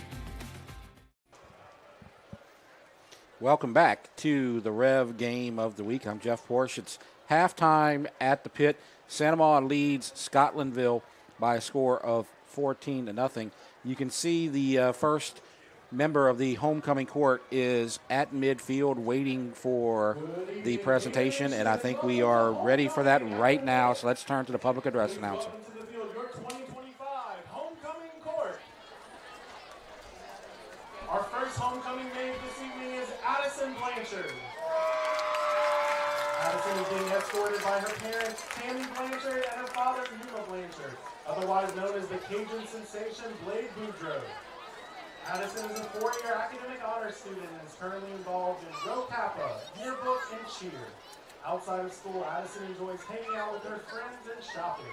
After graduation, Addison plans to attend Southeastern and major in biology. She then plans to attend LSU School of Dentistry, where she will pursue her career as a pediatric dentist. Addison would like to thank her peers for allowing her to be a part of this amazing experience. As always, go Gators!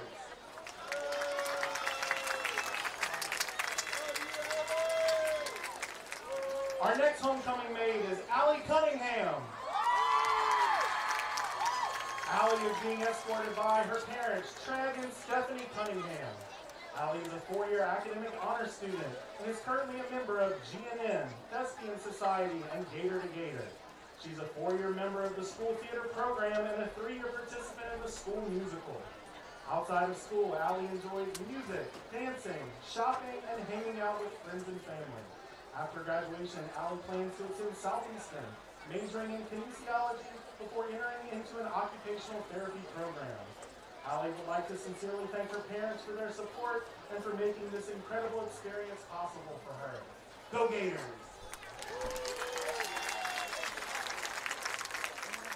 Our next homecoming maid is Riley Gonzalez.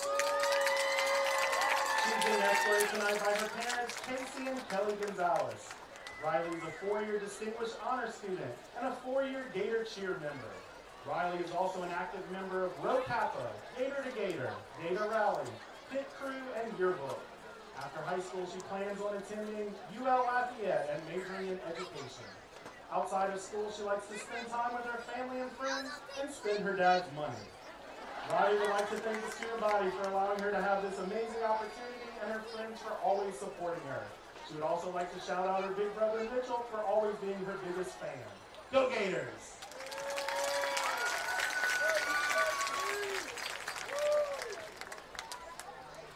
Our next homecoming maid is Jessica Graham. Jessica is being escorted this evening by her parents, Jason and Jamie Graham. Jessica is a 4-year academic honor student who is also on the provost list at Southeastern for dual enrollment. Jessica is an active member of theater, Rho Kappa, Pit Crew, and GNN. She is also a 4-year varsity student athlete on the girls basketball team. Outside of school, Jessica enjoys spending time with her built-in best friend and sister, Julia. After graduation, Jessica plans on attending LSU to pursue a law career. Jessica would like to thank her teachers and coaches for the impact they have forever left in her life. Go Gators!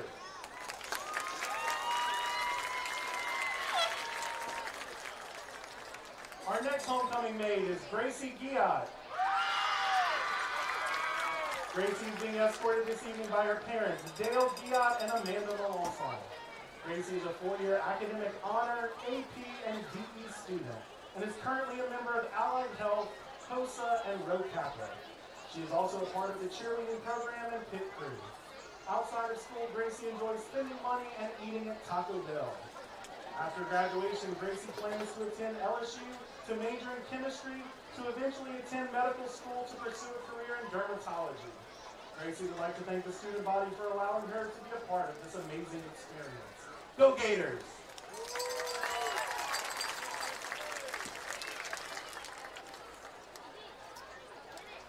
Our next homecoming maid is Sophia Hernandez. Sophia is being escorted this evening by her parents, Eric and Raynell Hernandez. Sophia is a 4-year academic honor student and is currently a member of Pit Crew, Allied Health, TOSA, Beta, Rho Kappa, FCA, and Gator Rally. She's a 2-year member of GNN and a 4-year member of the Color Guard, where she serves as captain.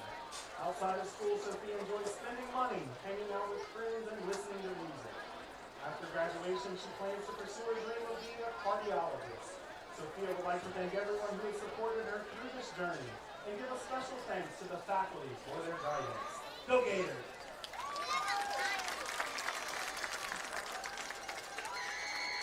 Our next homecoming maid is Brooklyn LeBlanc. Brooklyn is being escorted this evening by her parents, Brett and Bridget LeBlanc. She is a 4-year academic honor student and currently a 4-year member of the SCA cheerleading team, an FFA member, FCA member and leader, and a member of the Allied Health program.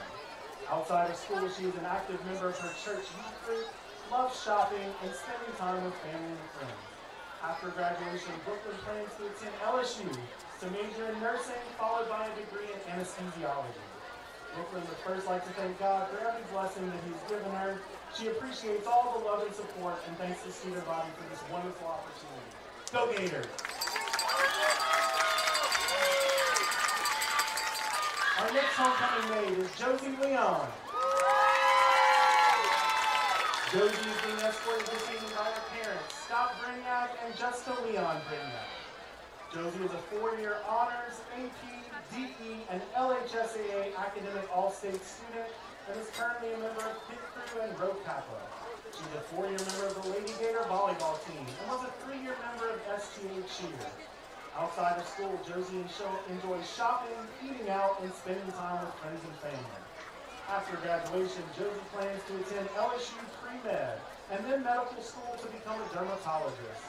Josie would like to thank the student body for giving her the opportunity to be a part of this great experience. And she asks everyone to keep her sister, Lexi Brignac, in your prayers as she is currently fighting leukemia. Lexi's fight, our fight. Go Gators!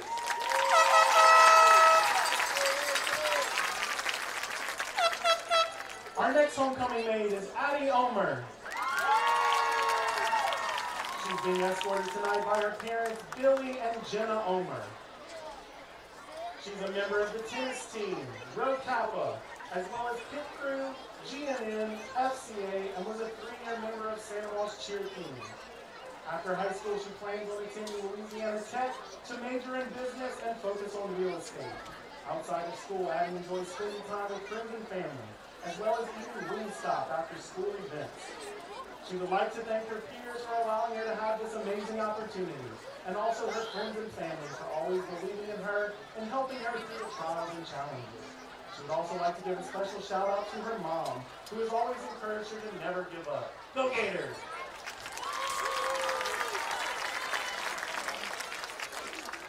Our next homecoming maid is Jade Bennett. Jade is being escorted by her parents, Gerard and Consuela Bennett. Jade is a 4-year academic honor student and is currently a member of the nationally recognized Gator Red Dance team, where she serves as an officer. She is also a member of Beta, Rho Kappa, Allied Health, TOSA, and the Black History Club. Outside of school, Jade attends Lori School of Dance, where she has danced for 16 years and is a member of their competition team. She also enjoys vacationing and spending time with family and friends. After graduation, Jade plans to attend an HBCU, majoring in pre-med biology with the goal of one day becoming an anesthesiologist. Jade thanks the student body for their votes. She also thanks the faculty and staff at SDA for giving her a phenomenal education, setting the foundation for her future. Go Gators!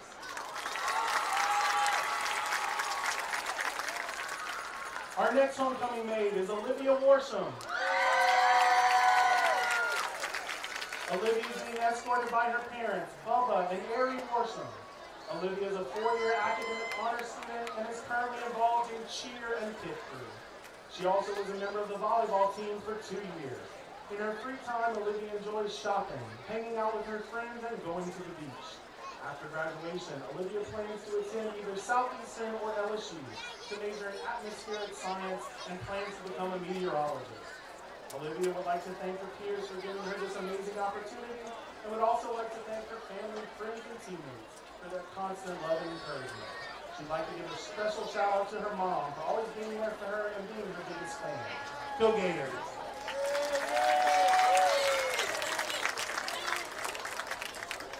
Our next homecoming maid is Ella Young.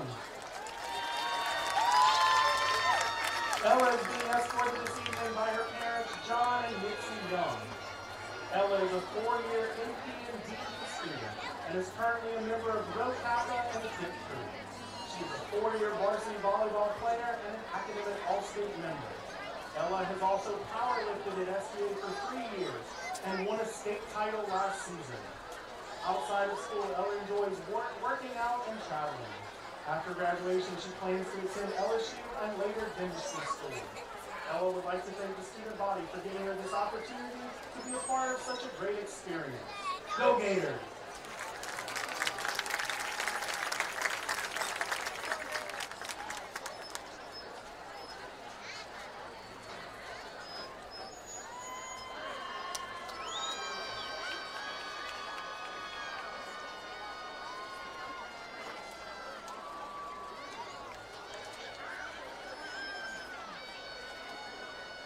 Our final homecoming maid is Emma Young.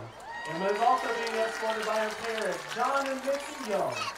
Emma is a 4-year honors AP, DE, and LHSAA academic all-state student. She is currently a member of Pit Crew, Gator Rally, and Rho Kappa.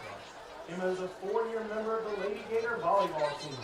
Outside of school, Emma enjoys shopping, hanging out with her friends, and tanning.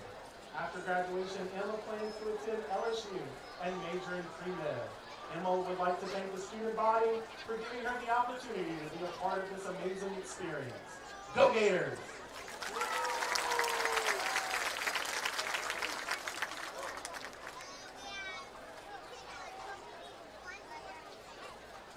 Ladies and gentlemen, give it up one more time for your 2025 homecoming chorus.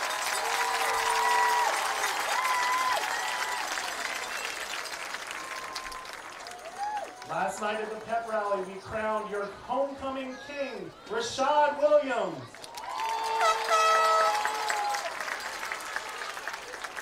And now for the moment you've been waiting for, please welcome to the field Principal Christina Carter and last year's queen, Patricia Wilson, as they crown the 2025 homecoming queen. And your 2025 homecoming queen is Miss Jade Vanette.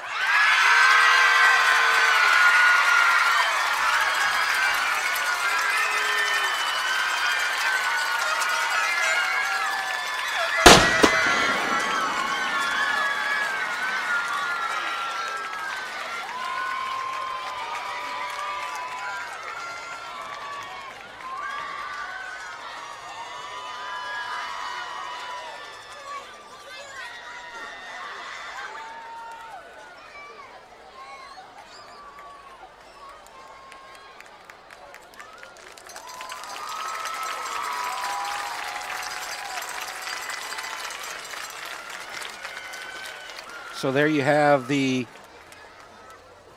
homecoming queen crowned for Santa Monica High School for 2025. This is Jade Vanette. So Jolie Hartman is with me, and tell me about this girl. So Jade is a phenomenal student at Santa Monica High School. She is somebody that just inspires everybody around her. She's quiet, but once you get to know her, it is one of the funniest students at Santa Monica High School. She is very caring and just all about everything for Santa Monica High School. You know, you've heard of when Mark was saying a little bit about her. She's danced for 16 years and is on our nationally known right here from home Gatorette team. You know, she serves as a co-captain for them, and, you know, talking to their sponsor, Tessa, just everything that she does for the Gatorettes is just truly seen every single day.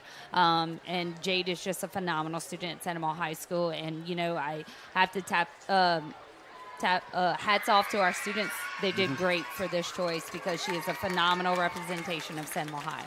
And you will get a chance to interview her in the third quarter. So you'll go down to the field and you'll talk to her while we are broadcasting the action during the game. Yeah, absolutely. I can't wait just to hear about what is the reaction, hearing your name over the loudspeaker, and just seeing exactly what her emotions were, because you know, if you've been in those shoes before, it is really a humbling and just an out-of-body experience. And so this is the kind of culmination. Well, actually, the dance is going to be the culmination of everything, but the crowning is the kind of the peak moment, I guess you could say.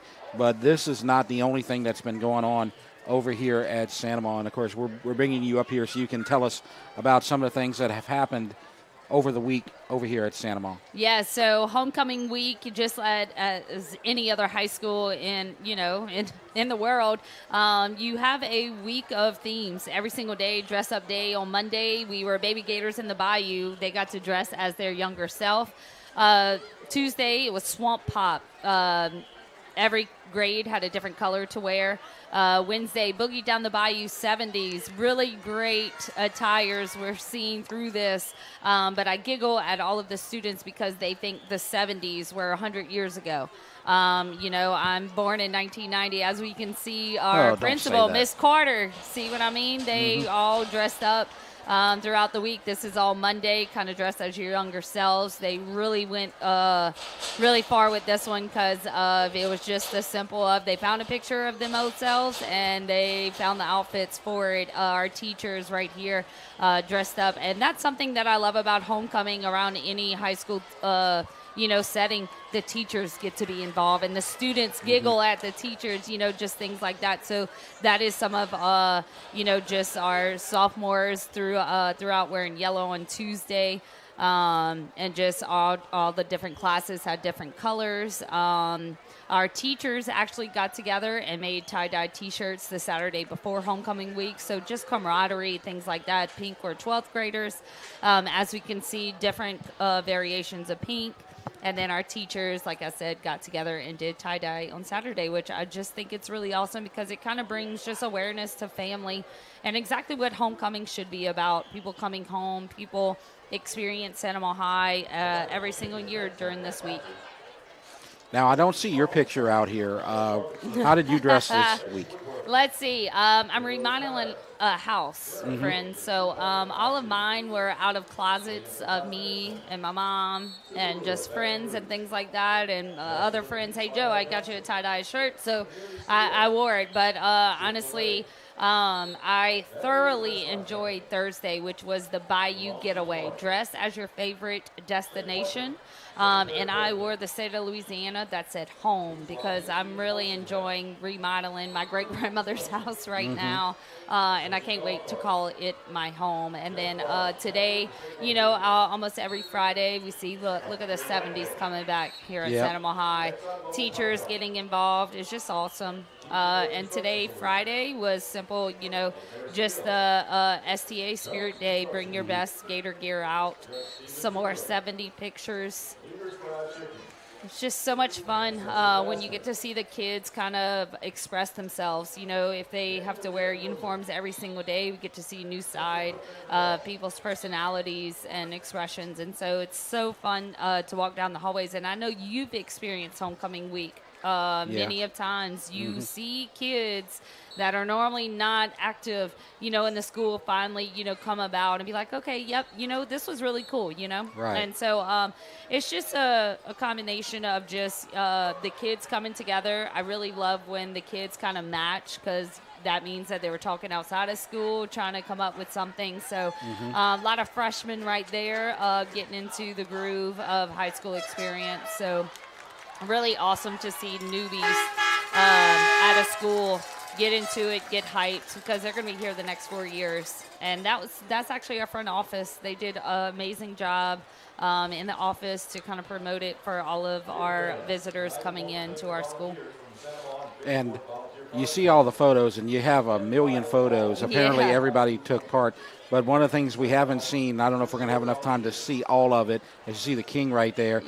You had the tradition over here is a Thursday night pep rally. So you could talk about that for a second. Yeah, so last night we crowned our king, Rashad Williams. Awesome kid. He is literally somebody that absolutely will make you laugh just because he's speaking.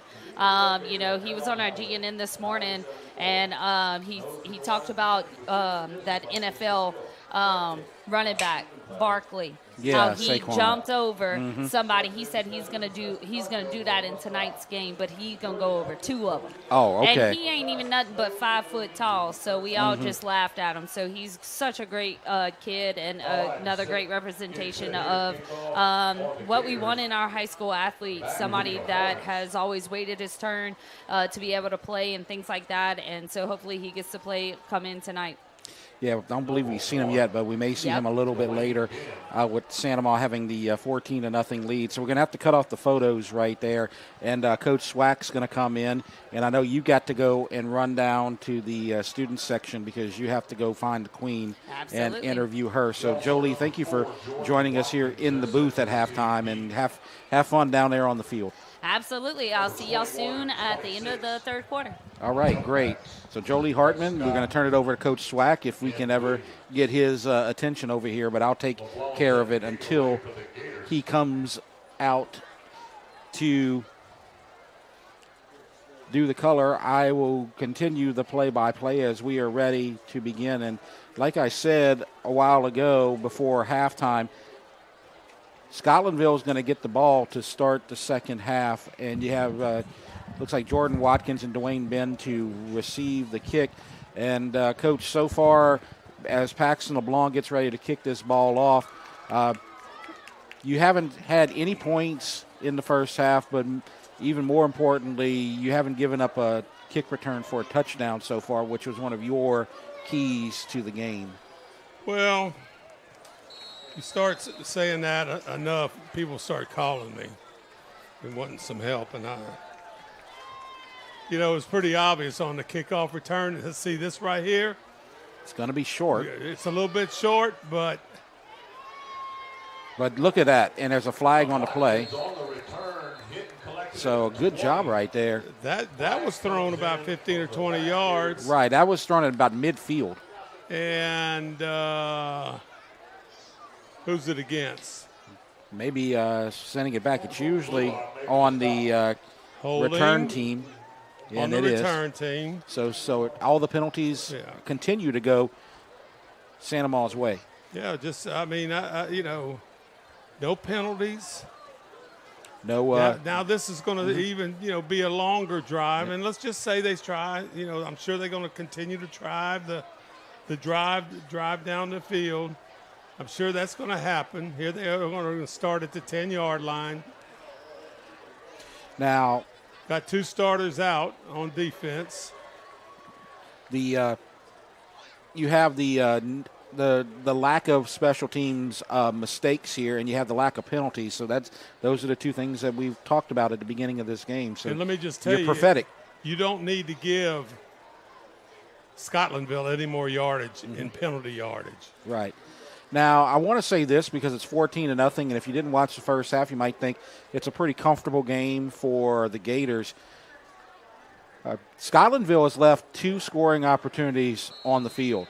And I'll talk about that after this play, Coach, as you have the quarterback, Jannard Green, going to hand it off and just going to get back to the line of scrimmage. Coach, Scotlandville had 2 possessions inside the red zone. The first one, you had the 4th down conversion, and they didn't get it from the quarterback sneak from Green. And then the second one, they ran the ball and didn't have any timeouts, and the clock ran out on them. So Santa Maria's been pretty fortunate to still have the shutout on the board right now. And it looks to me like they're going to a little bit different scheme right there with a little slant on the first play. And that's still Sean Chester in the backfield. It's going to be a straight drop back and throw. And coming back to get it and making the catch is going to be Dwayne Ben for a Scotlandville first down. And after the first quarter, the passing game has been a lot more successful, as you see here on the replay. And that's the third or fourth time underthrown. And none of them have been complete except that one right there. And Cedric Jones Jr. had good coverage, but the pass was underthrown. And that's a good correction right there by Dwayne Ben to make the catch for the first down. Ball now at the 37-yard line, so Santa Ma lets them out of the hole as we start the third quarter. 14-0 Gators. And good job keeping Sean Chester to a short gain right there.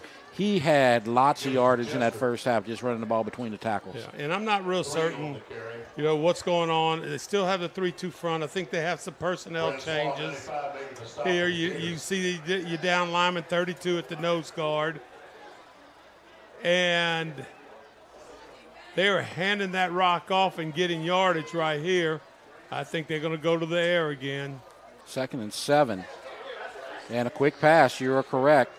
And trying to get to the first down marker, and he does. Jeremy Wellington with the catch.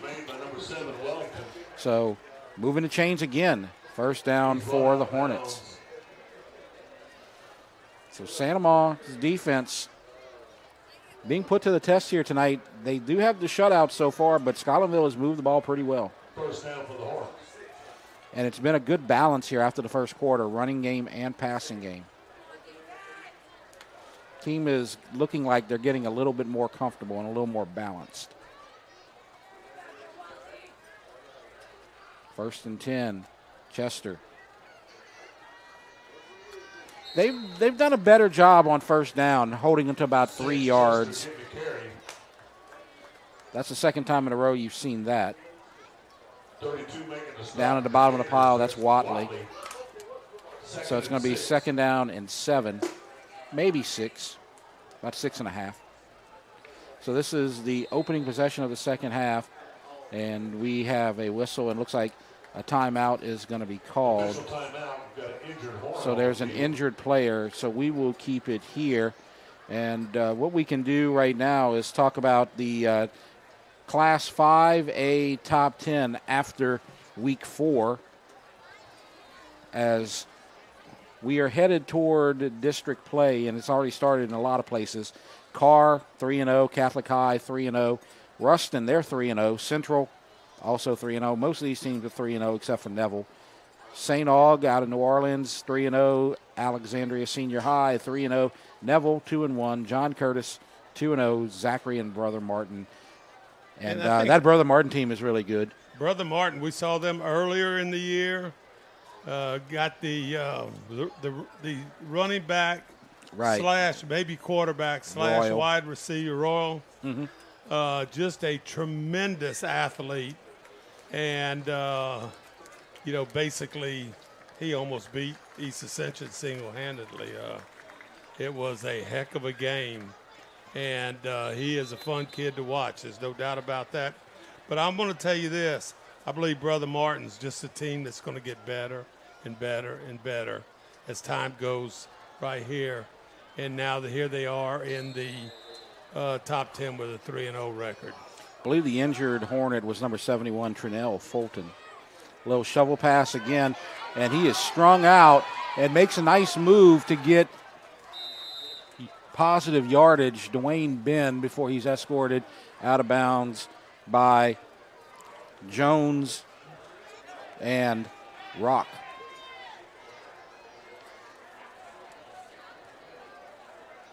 And several other Gators. That's a good job of stretching that out for about a 3-yard gain. Yeah, that looked like it was going to be about a 2 or 3 yard loss. But Ben made a nice move, got past one defender, and got positive yardage. 3rd and 4. So he got about 2.5 on the play.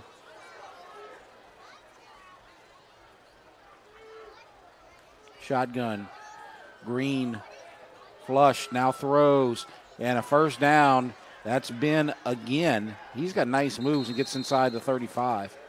So another first down. Oh, actually, that's Wellington, number 7. Great job by the quarterback. He looked like he was fixing to take off. Yeah.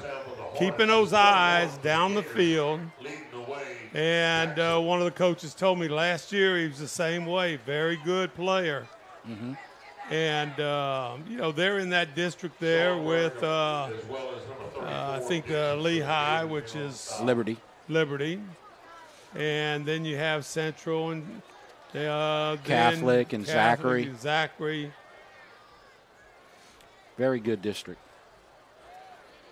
And on first down, it's a new back in the game, I believe. No, that's actually still Chester, number 6. And that's the shortest gain that I believe we've seen him have the entire night. He looked like he was a little tentative holding on to that ball with 2 hands. Yeah, that's why I thought it was somebody different. It looked different. But I will say this. Maybe the Gators slanted in that direction, and which created a situation where he wanted to. Oh, there's the first penalty of the night for the Gators, and you talked about it, that offsides. And that's number 91. That's Rock. Yeah. Very seldom see that from him. He's coming out the game, so he'll talk to the coaches about what happened right let there. me just tell you, the Rocks have been through the Galvez program and through the Santa Ma program. I think it's been 3 of them. Mm-hmm. And they were outstanding high school football players here and for the Galvez Pirates. Second down and a short 5. Chester, that's a good positive gain near a first down. We'll wait and see. Well, Rock got his allowance taken away. Yeah. And back in the game. And it's going to be 3rd and 1, so they're going to need him right here because you're probably going to get a big old dose of Sean Chester in the backfield.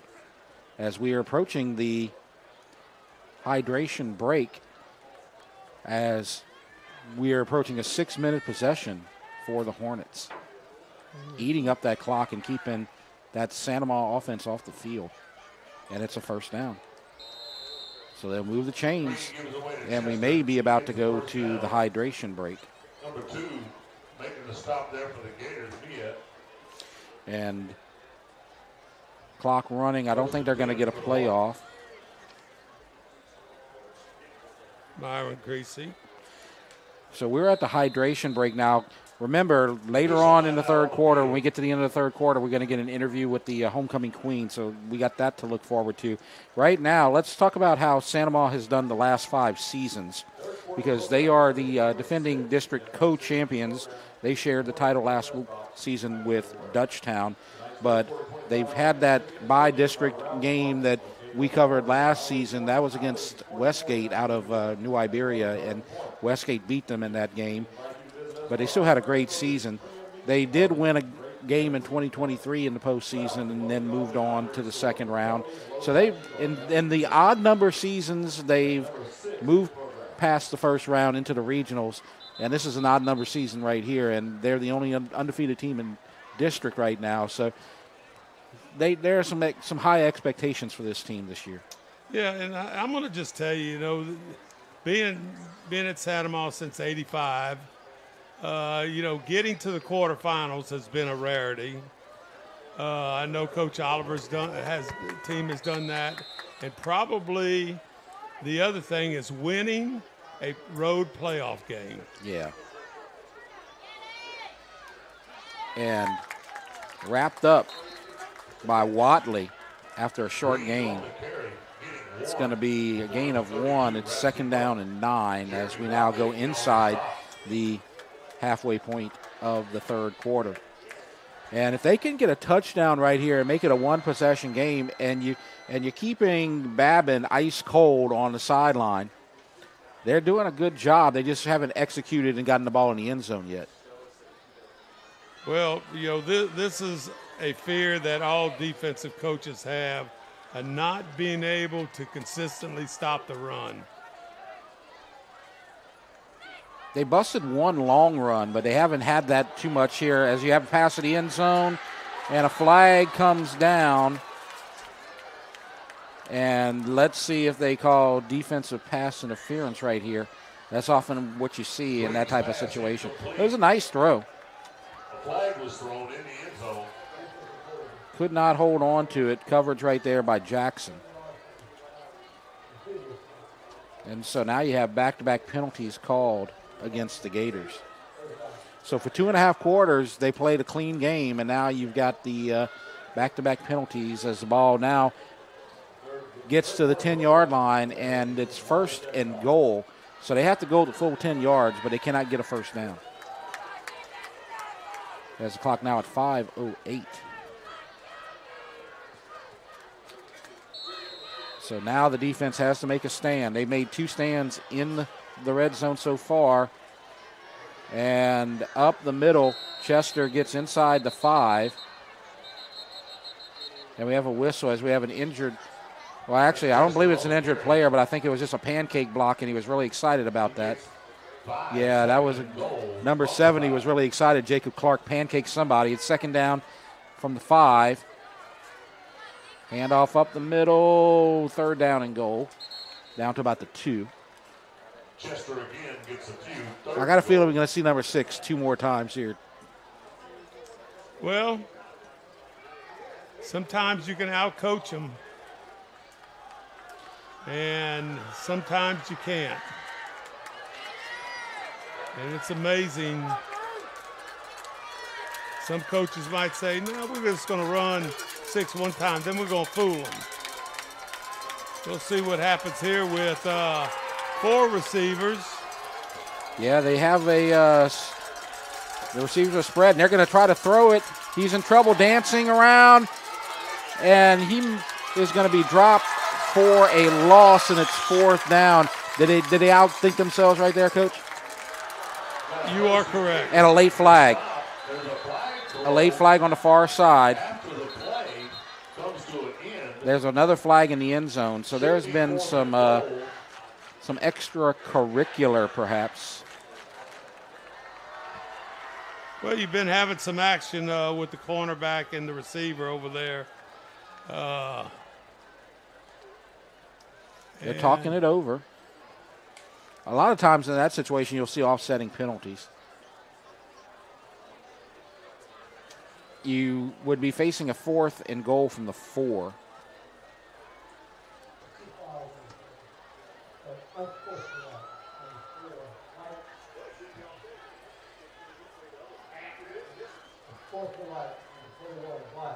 Yeah, offsetting. So it's 4th down and goal from the 4. They're going for it. Offsetting penalties there. It's going to be 4th and goal now for the Hornets. Boy, you were talking about it. You can see it here from our vantage point. That offensive line is gigantic. Well, you know, it's going to be interesting to see if the quarterback's involved in this.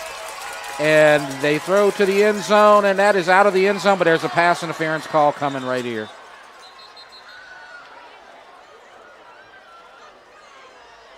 I find that perplexing, Coach, because you got number 6 has been running that ball right down their throats, and you go with back-to-back pass plays. And they got bailed out with the contact. And this is not an automatic first down, I don't believe. Let's see.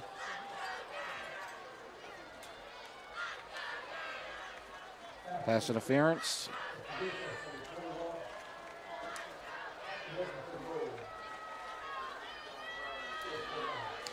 And now it's still 4th down. So you are correct. I'm going to just tell you, 6 is going to get this rock.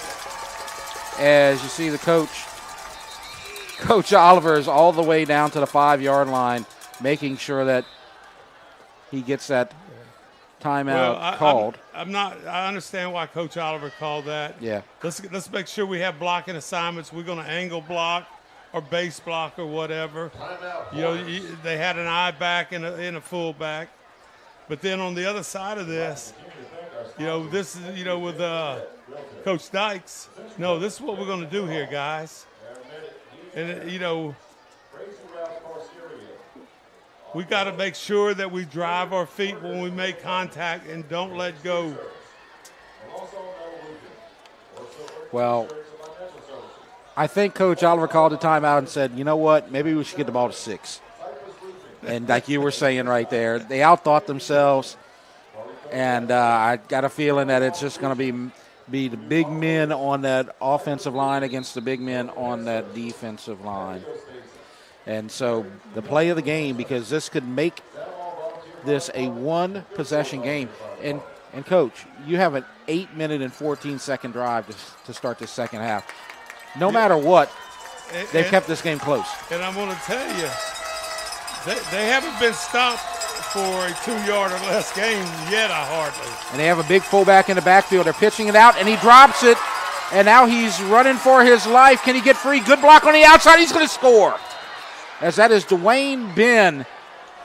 No flags on the play, and you got bailed out on the dropped pitch. And now there's a late flag on the field at the 5. Look at it. He lost the ball. And there's a good block down here, and that's number 6, Chester, who threw that block. Wow. And so the penalty, it sounded like the Santa Maria public address announcer said it was going to be offsides. So it's an unsportsmanlike, so this may be assessed on the extra point. That could be dangerous if they do that, or will it be assessed after the on the kickoff? I think you might have a choice here. Yeah. Extra point. Coach, 8-minute and 23-second touchdown drive. That's a statement drive right there. And there was a lot of balance, too, running and throwing the ball. And Dwayne Ben gets the touchdown on a broken play. So it looks like they are going to assess it after the extra point.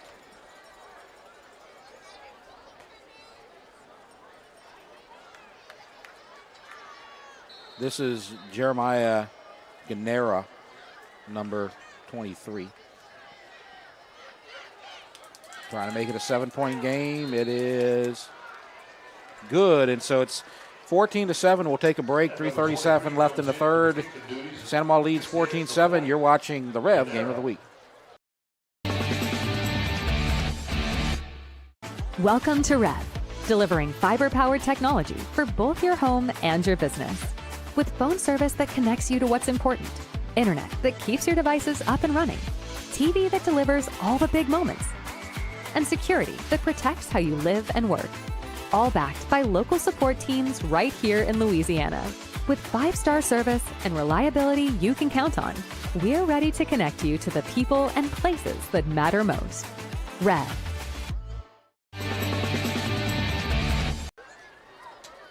Scotlandville makes it a game. It's 14-7 after a nearly 8.5-minute drive that results in points. And now this is where the penalty is going to be assessed, and this is where Santa Maria is going to get good field position most likely. So the penalty is going to be assessed, and it's going to be from the 25-yard line. And so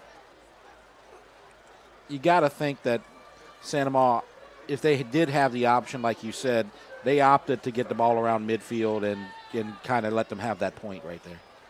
Yeah, well, you know, I'm not real certain. You're scratching your head.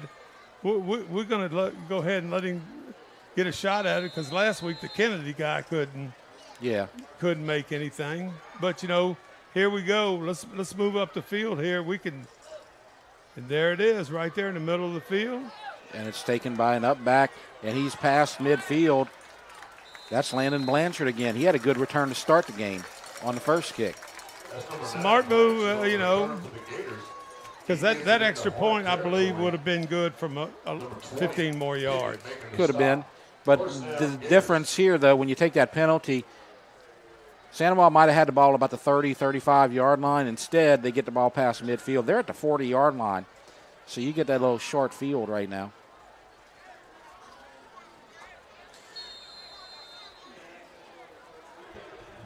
So 1st and 10.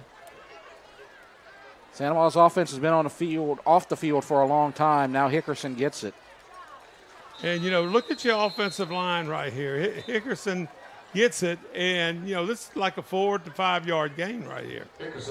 One of the Hornet defenders lost his helmet. He's coming out of the game, number 88, Dietrich Stewart. 88 Stewart leaving the game. So it's a 3 yard gain, 2nd and 7, shotgun. 2nd and 7. Plenty of time.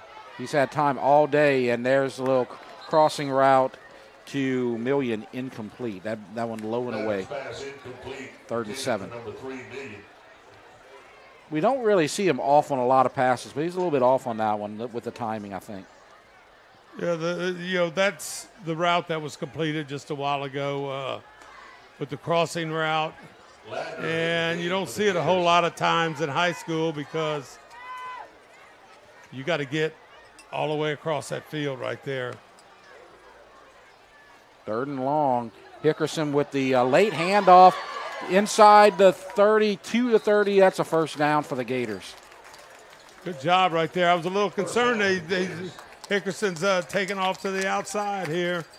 But we had some nice blocking by the receivers on the outside there. That was one of those RPO plays, wasn't it, Coach, where he put it in his gut and then he thought about taking it out and keeping it himself, but he made the right choice right there. Good job by Babin. Well, they're bringing a sub in.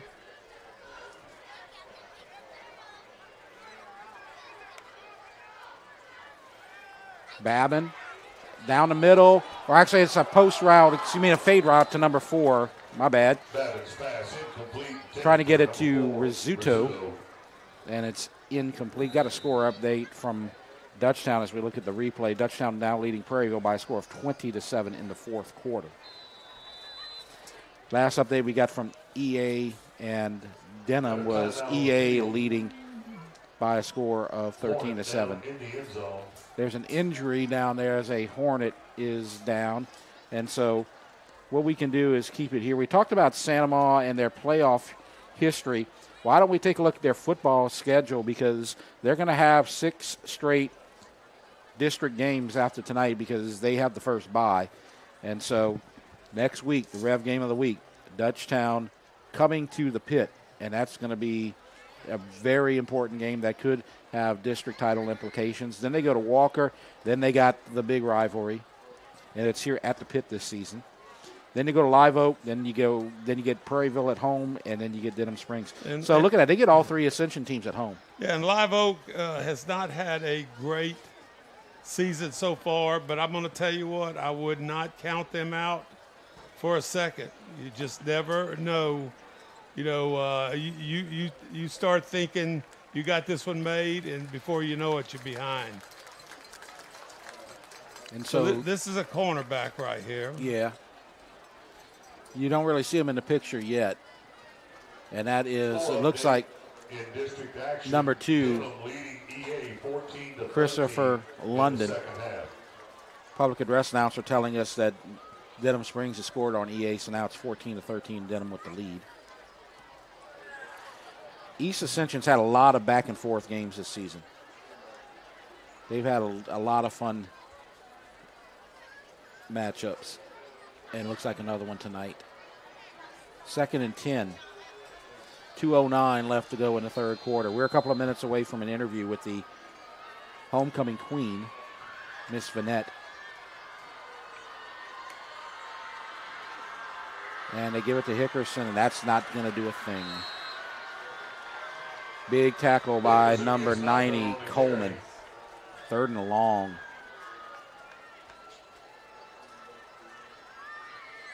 Right there, Coleman just wrestles him down. This Scotlandville team has impressed me here. They're 1-2 on the season, but they look like they're an improving team. 3rd and 11, and Babin loses it, gets it right back. He's going to roll out, throw it, and he just gets rid of it, and it's 4th and long. probably made a smart decision right there not to take a sack and not to throw an interception right there. Well, you know, the good part about it is it counts as a down right there, but, you know, because that rule has changed, you know, for all the football leagues to where, you know, once you get out of the tackle box from tackle to tackle, you can throw it wherever as long as you're throwing it past the line of scrimmage. So 4th and 11, and they're going to go for it right here. The ball's at the 30. They missed a field goal earlier, and I don't think that the kicker has that distance. And so now it looked like Babin was a little frustrated with the defense right there, and so we'll keep it here. As you take a look right there, there's our homecoming queen tonight, Jade Vanette, as she takes some pictures with the dance team, and they were really excited about her winning that award here tonight, Coach. Well, just talking to a few people. Of course, you know, you and I, we don't know her, but, you know, this is the best vote you can get. Says she's an outstanding kid. Yeah, Joe Lee had a lot of good things to say about her during the halftime interview when you stepped away and she took your place. As she, of course, on the faculty at this school, talking about all the stuff that was happening, and she had nothing but praise for her. You got to get 11 yards here. Big play. Try to keep this drive going. Babin throwing the fade again to Million, out of bounds. Not a chance right there. Million could not make a play as the pass was off. And so we have a change of possession. One of the first times I've seen Million as a solo receiver with the motion. Yeah, his area has kind of been where he's been most successful. Has been down the middle here tonight. He did have that one sideline pass that he could not get his feet in. And that fade right there was just overthrown. And so now Scotlandville has a chance to tie this game with 1:21 left to go in the third quarter. Santa Maria can't shake him.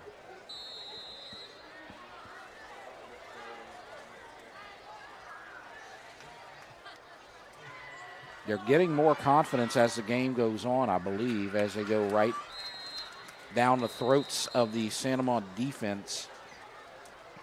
And it's going to be a gain of 4 from Chester, and it's going to be second down. I'm still surprised that he didn't get the ball at the end zone. Even when they ran the ball on 4th down, it was one of their receivers in the backfield, Ben, who got the carry.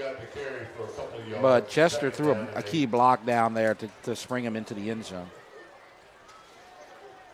As we now are inside of a minute.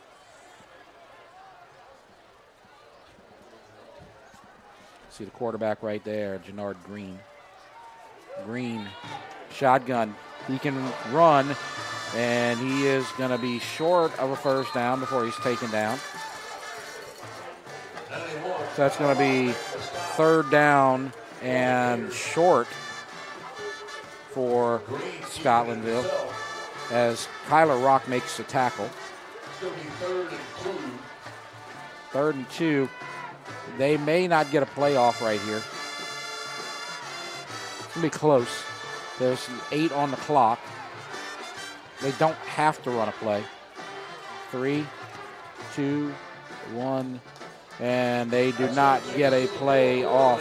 And so the third quarter is a successful one for Scotlandville. It's 14-7 at the end of the third quarter. And in a moment, we're going to take a look at the homecoming queen as Jolie Hartman is getting ready for the interview with Jade Vanette.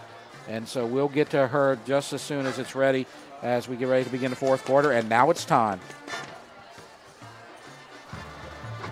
Well, I am here with none other than the 2025 homecoming queen, Miss Jade. Jade, when you heard your name pronounced, what went through your mind? Shock. I did not expect it at all. Yeah, I felt like anybody else would win, but not me. Well, that's one thing that the student body saw in you. You are somebody that is so inspiring, and your smile just always brightens up everybody's day. So, Jade, you was telling me earlier that your parents have been so influential this week and kind of like nudging you, like you're going to win and all this and all that. What has their support like truly done for you this week during homecoming week? It gave me more confidence rather than doubting myself. Like, I didn't think I was going to win, but it's more than I did before, you know? And I'm just thankful for them because they bought me all this stuff, and it was a lot of money. So I'm just really thankful and grateful for them. Yeah, absolutely. So at Santa Monica High School, we know that you are involved in the nationally known from right here from home Gatorettes. What can we expect from the Gatorettes this season? I think we would do really good this season, especially at Nationals and Disney World. And at all of our competitions, I feel like we'll do really good because we have a good team this year. And, yeah, I feel like we've improved a lot since last year. And last question, Jade, what is your plans after Santa Monica High School? I want to go to a HBCU and major in biology, and then later on become an anesthesiologist. Well, you heard it from the Santa Monica High homecoming queen, Miss Jade. Back up to you guys. Coach, as we finish that interview with Jolie Hartman and homecoming queen, Cole McElroy just made one of the biggest plays of the game. And I'm going to tell you what, a number of Gators got there. Great job of getting to the quarterback and staying with him, creating a punting situation. And that punt was short, but it takes a great bounce. And so it's going to keep on rolling down to the 37-yard line. And so Santa Monica will take over on offense.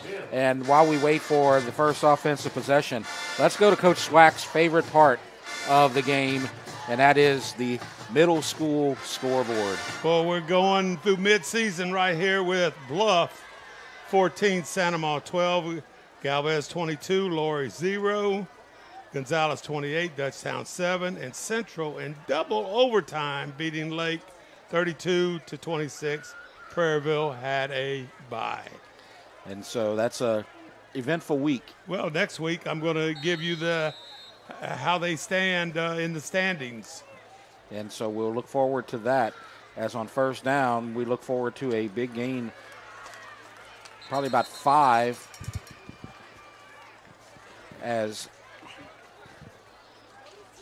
Santa Monica trying to do something on offense. They haven't had very many opportunities. They've only had one possession here in the second half that ended on downs.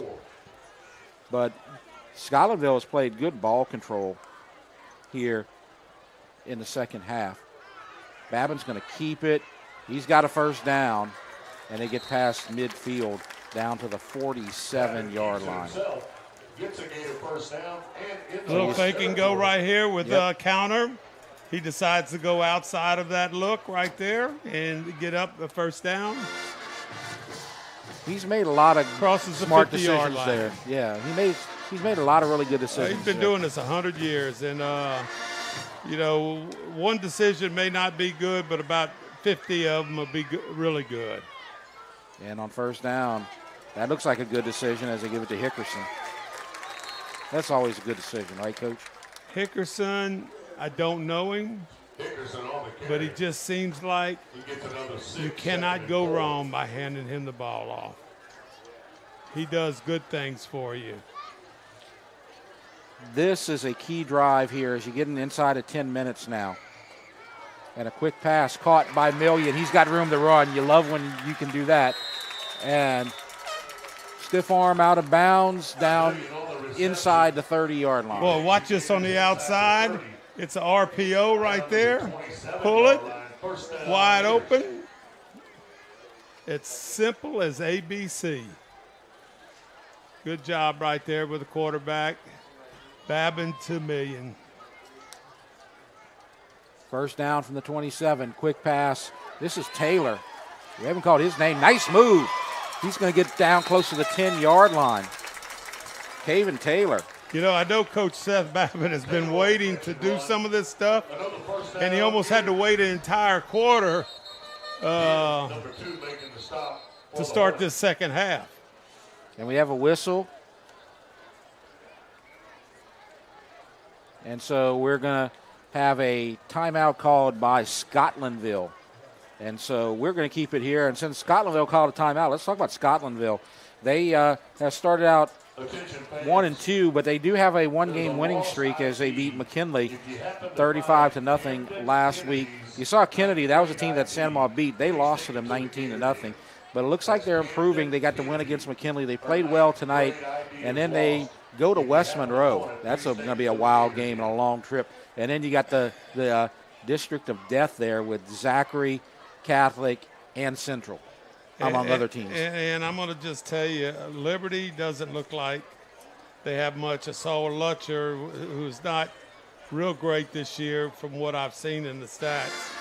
So Scotlandville ought to be able to handle Liberty. But you just never know. You never know when you have athletes and you can run the ball of just exactly, what Scotlandville might do in their district schedule. And, of course, you're just trying to get into the playoffs. Right. And if you're in the middle of the pack in that district, you're still going to be a playoff team potentially. Dutchtown now pulling away from Prairieville. Scored 35-7. They scored 2 touchdowns very quickly.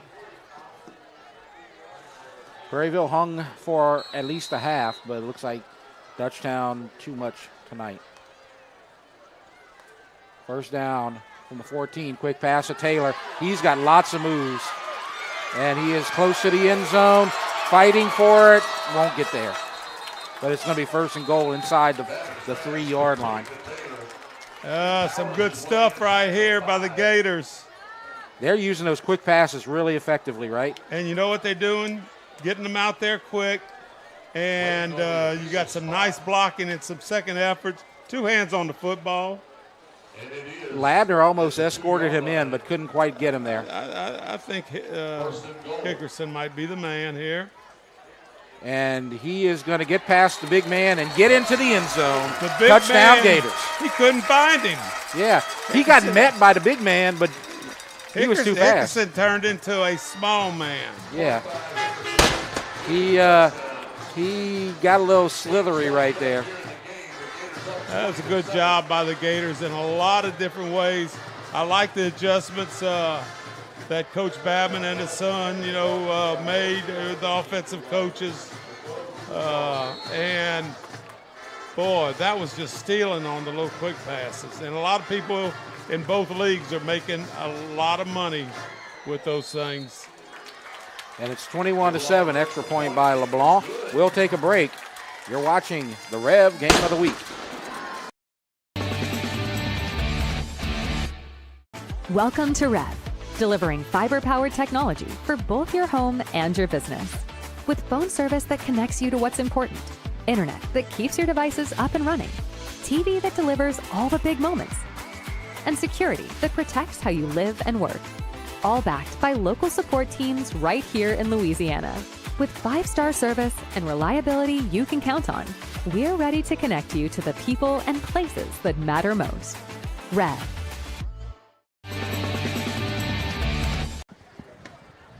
Welcome back to the Rev Game of the Week. Jeff Porsche, David Swacker with you from the pit. Homecoming night at Santa Maria. Santa Maria gets the 2-possession game back after giving up a touchdown in the third quarter. It's 21-7. That was a statement drive right there. Yeah, and I just really like, what you can do with Cooper and the offense. And it's just amazing how last week they brought in the tight end to help block on the backside. And this week, using motion, but getting those quick passes off. And everybody's holding their breath right here. And good coverage by the special teams one more time. Dwayne and I think Coach Kenny Guidry's got the kickoff team.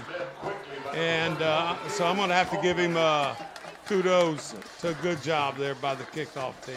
Yeah, I think a lot of people are holding their breath because right now this is the first week where they haven't given up a kick return for a touchdown. Well, Kenny Guidry says it wasn't nothing, man. We just told them stay in their lanes, sprint down there, make a tackle inside the 30, and then we go out there to play defense. And it's better to make those mistakes in early games and games that you win, because now it looks like they've improved a lot. Very good point. 1st and 10 from the 27. And look at those moves. Now he throws it off his back foot, and the catch is made near the 40-yard line by Jeremy Wellington. What a play right there. Well, it's a play in just getting away from everybody. Yep. That's number one by the quarterback. And not looking to run, but looking to throw. And that could have been picked right there. That was dangerous. It looked like Miet may have been able to get his hands on it, but could not. And now a quick pass, post, incomplete to Jordan Watkins. He had it in his hands. That would have been a big completion right there. Yeah, I thought that outside guy right here, he's covering deep, but nobody goes with him because he's got to cover the post on the other side of the field. As he split the defenders. And now we have a whistle. And it looks like an official's timeout as there's an injury on the field. And I think that's one of the Scotlandville players. As we just a few minutes ago had the interview with the homecoming queen, Jade Vanette. Let's look at all of the homecoming court one more time here tonight while we wait for them. As the player gets up, but here you go, Jessica Graham, Gracie Giat, Addie Omer, Emma Young, then there's the queen, Jade Vanette. Josie Leon, Addison Blanchard, Brooklyn LeBlanc, and Ella Young. Well, what a blast to be in high school, man. Yep. Sophia Hernandez, Allie Cunningham, Olivia Worsham, and Riley Gonzalez. There are so many things to do, so many activities, and one of them should be getting in trouble. Just come here and have a good time. Have a whistle. I think they're setting the play clock, maybe. Or is there a drone up? Oh, okay, never mind. I thought they were looking up at a drone, but there's a loose football on the field. They got it.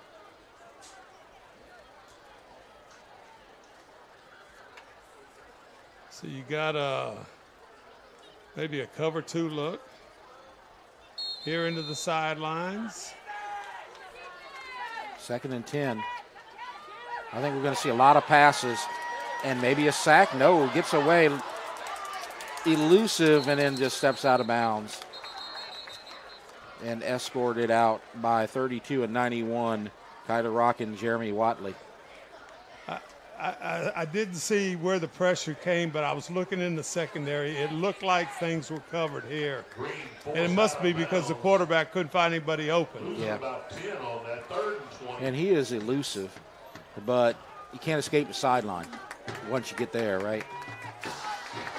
3rd down and 19. 7:16 left to go. And he's got time, throws the post complete, 1st down. Nice passing catch. Denard Green to Jeremy Wellington. Well, pretty well covered right there. In the secondary. Yeah, you had your defender right there. Split the two safeties. Pass game has come alive. It was non-existent in the 1st quarter. It improved a little bit in the 2nd quarter. Did a pretty good job in the 3rd quarter, and now they're doing a much better job. And there's the deep fade. Flag comes down. And I think you got some contact down there, probably against the Gators. Pass is incomplete. There's a flag on You've had a couple of flags down there in the secondary on these passes, Coach. It looks like you got another one. And you also have a Gator down, number 95. They're tending to him, C.J. Francois. So you have the DPI call. And you got Garrett LeBlanc, pass player here for the Gators. Works over there at pass interference against Blue the Bonnet. physical, Hornets will have now Blue first and Bonnet 10 at the 26-yard line. Surgery Center. Dr. Winder. Gotcha. And he's here every Friday for a Gator game. Penalty moves the ball to the 26. Scotlandville still fighting. Down 21-7. Oh, what a move. Cuts outside. And eventually only gets about 4 or 5. And there's a flag. There's another personal foul. And, Coach, they played penalty-free football for 2.5 quarters, but in the last about 12 minutes, they probably had about 7 penalties. Yeah, I'm not real certain about that one. But, you know, that official's right on top of it. He got thrown into the fence, and the fence is so close, so it's not like other schools where you have a track. It's right on top of it, so it's not like he got thrown a long distance. But you see the late push. I think that's what the penalty was. The second guy came in and pushed him toward the fence, and that's where the penalty came in. I tend to agree with that penalty right there. Half the distance to the goal. But they've committed enough penalties in the last 12 minutes of action to make up for that first 2.5 quarters. And now half the distance, ball at the 11.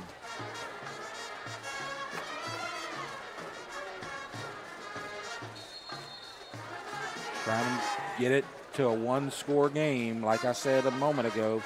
Jannard Green handoff. And there's the forgotten guy on this drive. Chester gets nothing. And so we have another flag. I see it right at the left hash at the 4-yard line. Eagle Eye Swacker caught it earlier. Well, I'm trying to take advantage of those offensive linemen and defensive linemen. And there you see there's another one at the 10. So it looked like there were 2 flags on the ground. Yeah, I can see the second one too. Well, the Scotlandville team is going over to the sideline. They're gonna take this moment to get kind of a free timeout while the officials discuss things. I tell you what, it's a pretty nice day today. Yeah, it's starting to get a little bit cooler. It's still hot, but it's not as hot. Maybe a little less humid. Is that what you would say, Coach? I would say less humid and really good to play golf. Or watch a football game.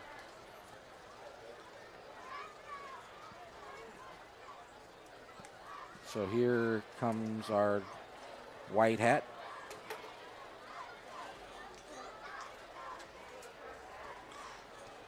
Like I said, the beginning of the game, you had all the penalties on Scotlandville. Now in the second half, all the penalties are on the Gators.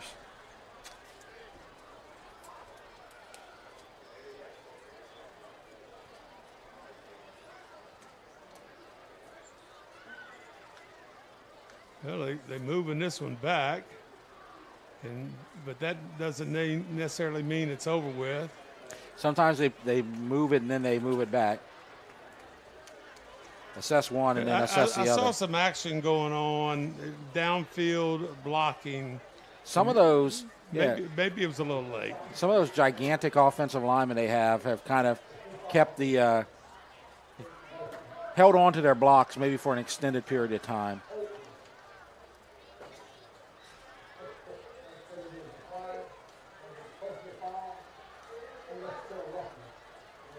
So there's an unnecessary roughness. I think, like I said, I think that the offensive linemen, they're huge, and I think they're kind of holding their blocks a little late and maybe kind of try to knock them to the ground afterwards. We saw a pancake earlier, and they were really excited about that. But maybe they're a little too aggressive out there, and I think the officials are trying to rein that back in.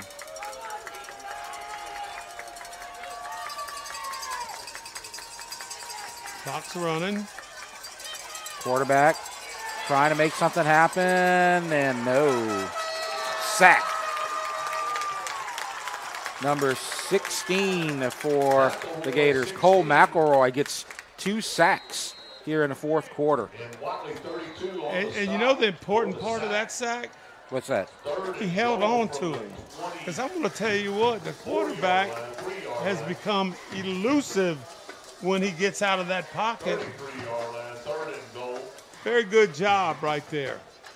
It's 3rd and 32. So dial up your 3rd and 32 play, Coach. I can just tell you this. They've been successful going right down the middle. Now, the Gators have 2 safeties deep. You know, that means they're basically man-to-man on the outside, but if that one of those receivers is going to try to get down the middle, and that throw has to be almost perfect in there. But I tell you what, it's how you beat 2 safeties deep. Yeah, they split the safeties a couple of times, Coach. One was dropped and then one was caught.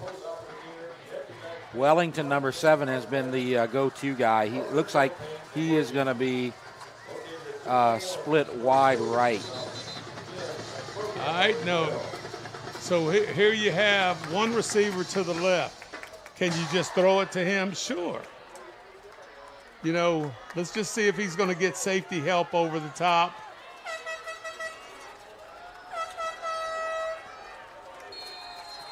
So 3rd and 32. So you got some coverage. He was trying to get it to 7. Now he's got to roll out, and he's still maybe trying to look for him, trying to make something happen. Sacked. It's going to be 4th and 50. And that's your man right there, isn't it? It's 16. him. How about that? The guy ran all across the field to make a heck of a play. 4th and 50, Coach. Number 16. Cole McElroy. Outside linebacker. Cole, outstanding job right there. You ran all the way across the field, and I know you were thinking, by the time I get over there, they're going to tackle him or knock him out of bounds. Did not happen. They waited for you, son. Good job. So you go from 1st and goal from the 11 to 4th and 50 from the 49 in a punting situation.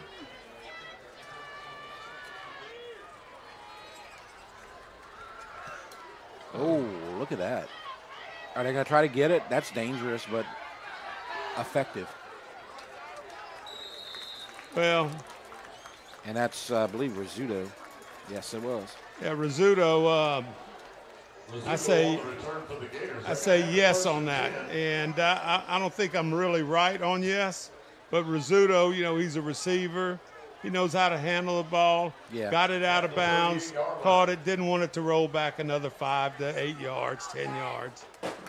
Now you got to start looking at the timeout situation, because if this drive is effective, Santa Maria could run out the clock. Well, they're just looking to see. Now you got a 4-man front. Oh, there's no safeties in the middle of the field. Quarterback keeper, right choice again. And you know what? How about a touchdown, late flag? Late flag is coming back.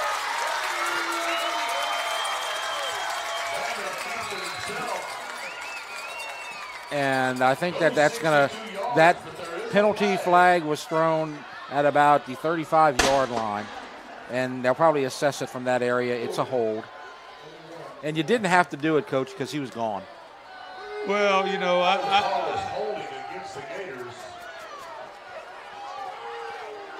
and that's where it was. If you saw that last, I don't know if you can get that replay again, Nolan, but if you look, I believe that the blocker had hands on the, if you look down here on the far side, watch this guy, I think it's 1. You got that contact right there, and I think that's where they threw the penalty. That's a kind of ticky-tack maybe. I don't know. That might be where it was, or maybe it wasn't. But look, where they're assessing the penalty, that has to be where it was. And now you got another flag coming down on the field. I think that somebody's losing their cool out there. Well, the coaches are probably going to get one of those warnings, sideline warnings. Yeah, look. Okay, look at the replay one more time right here.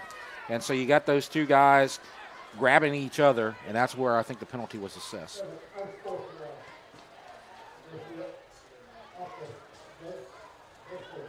Ooh. And you know what's frustrating here, Coach, is that a lot of these penalties are kind of those dead ball, unsportsmanlike type of penalties on both teams here tonight. And you know what? You just had a touchdown that would have completely ended the game. And then you get the holding call, and then you kind of lose your cool after that. You got to keep your cool, even if you think it was a bad call.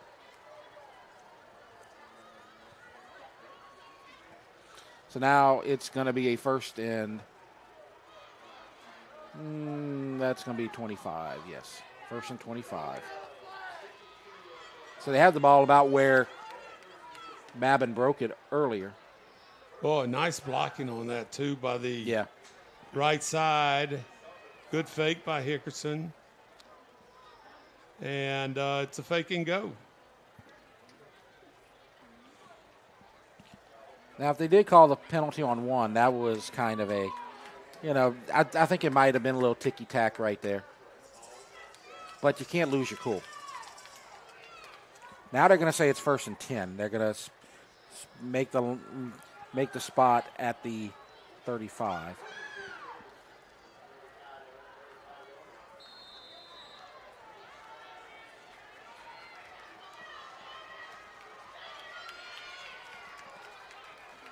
So Santa back where they were before the touchdown. Salazar in motion.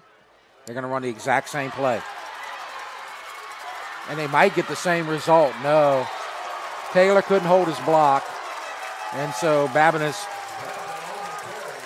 escorted out of bounds after a long run.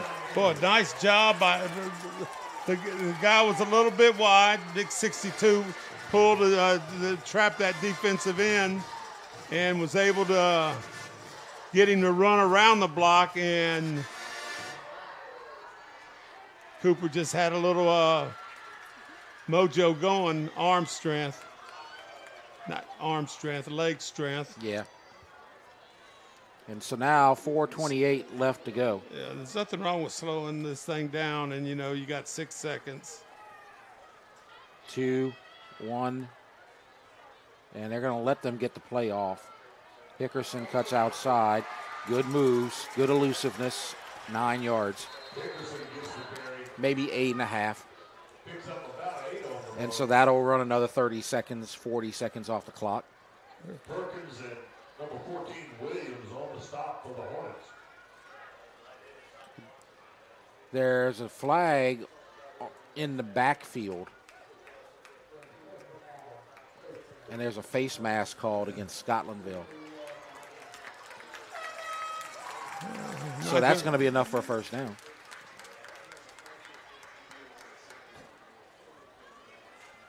As we approach the 4-minute mark.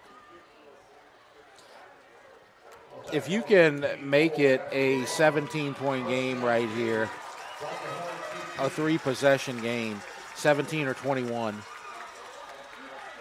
Santa Monica would win. Both teams have 2 timeouts. You're looking at that. Both teams have very good kicking game. For field goals and extra points. Yes.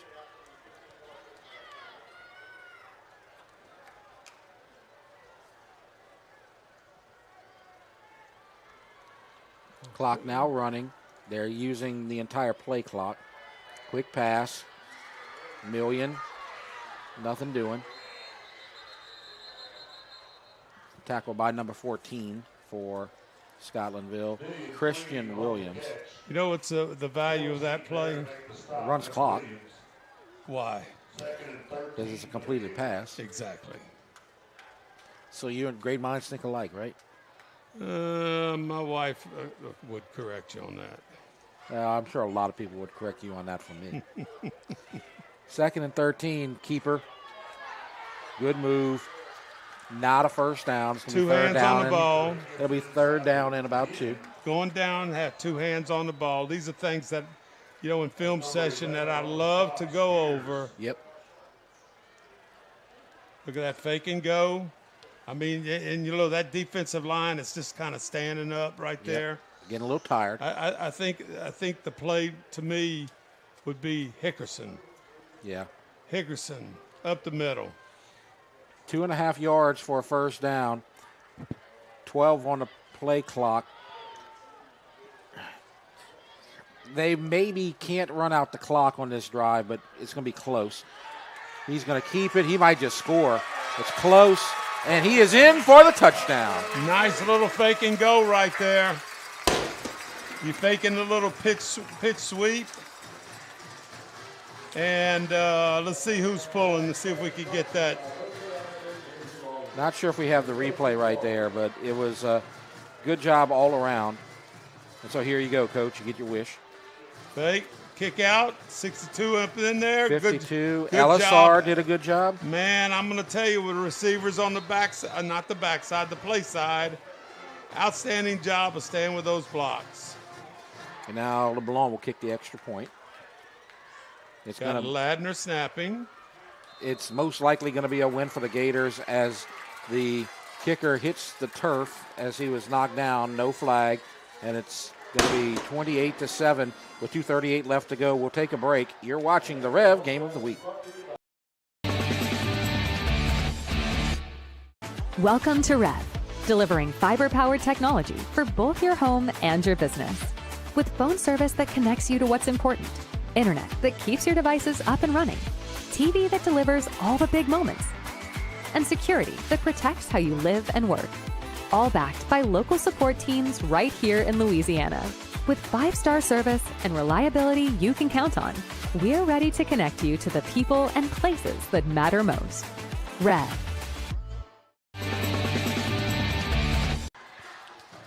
Welcome back to the Rev Game of the Week. It looks like it's going to be a happy homecoming for the Gators as they now pull away 28-7. And now you got the maybe the last chance for Scotlandville to break the kick return drought. Or will Santa Maria have a perfect day on the kick returns? Well, you had one slowed down. Oh, boy. Are they going to do it again? They're going to do it again. I can't believe this, Coach. Oh, wow. Dwayne Ben, and that's 4 weeks in a row. A opponent has returned a kick for a touchdown. That's Dwayne Ben, number 1. Now, is there a penalty? Doesn't look like it. It is a touchdown. And so now all of a sudden Scotlandville might have a chance. Well, you know, it's got to be an onside kick. Yep. And it's a shame because it looked like for a moment that Miette was going to get him, but he didn't. I've been told that was an announcer jinx. Yeah. I hope you don't go to any Saints games and stuff like that. Are you giving those guys jinxes also? I jinxed a lot of people. And in about 5 hours, I'm flying to Buffalo. Oh, Lord. Real story. True story.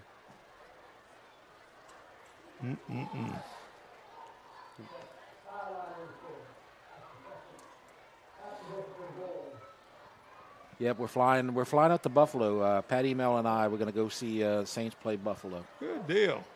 It's going to be fun, though. I'm not expecting. See, that's the thing. If you're not disappointed, then it's not bad. I think that will be a really good trip for you. You know why? Why? I never hear Buffalo in the news. No, not really.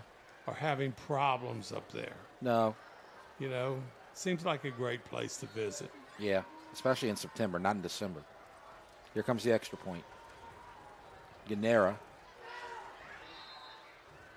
And we'll take another break. It's 28-14 as Scotlandville gets closer. You're watching the Rev Game of the Week.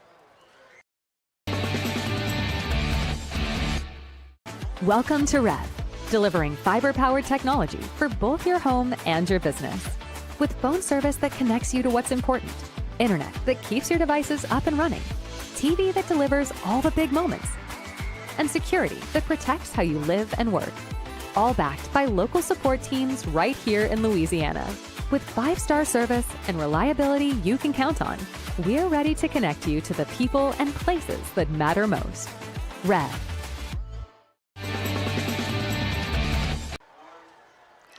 Welcome back, and it's onside kick time, Coach, as Scotlandville needs 2 more scores, and they have 2 timeouts left. So maybe 1 possession for Santa Ma would win it, depending on how far they go, pretty much, I would think, right? I would say this. In my tenure here, we had a lot of onside kicks. Yeah. And I'm going to just say, if Luke Orso was kicking off right now, we got a 95% chance of recovering it. He's that good. Really?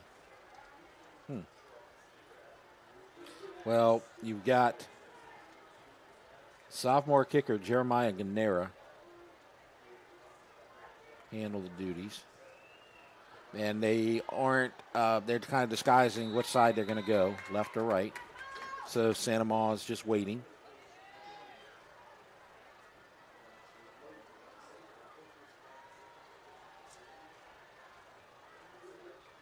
Cross that line and get the big hop.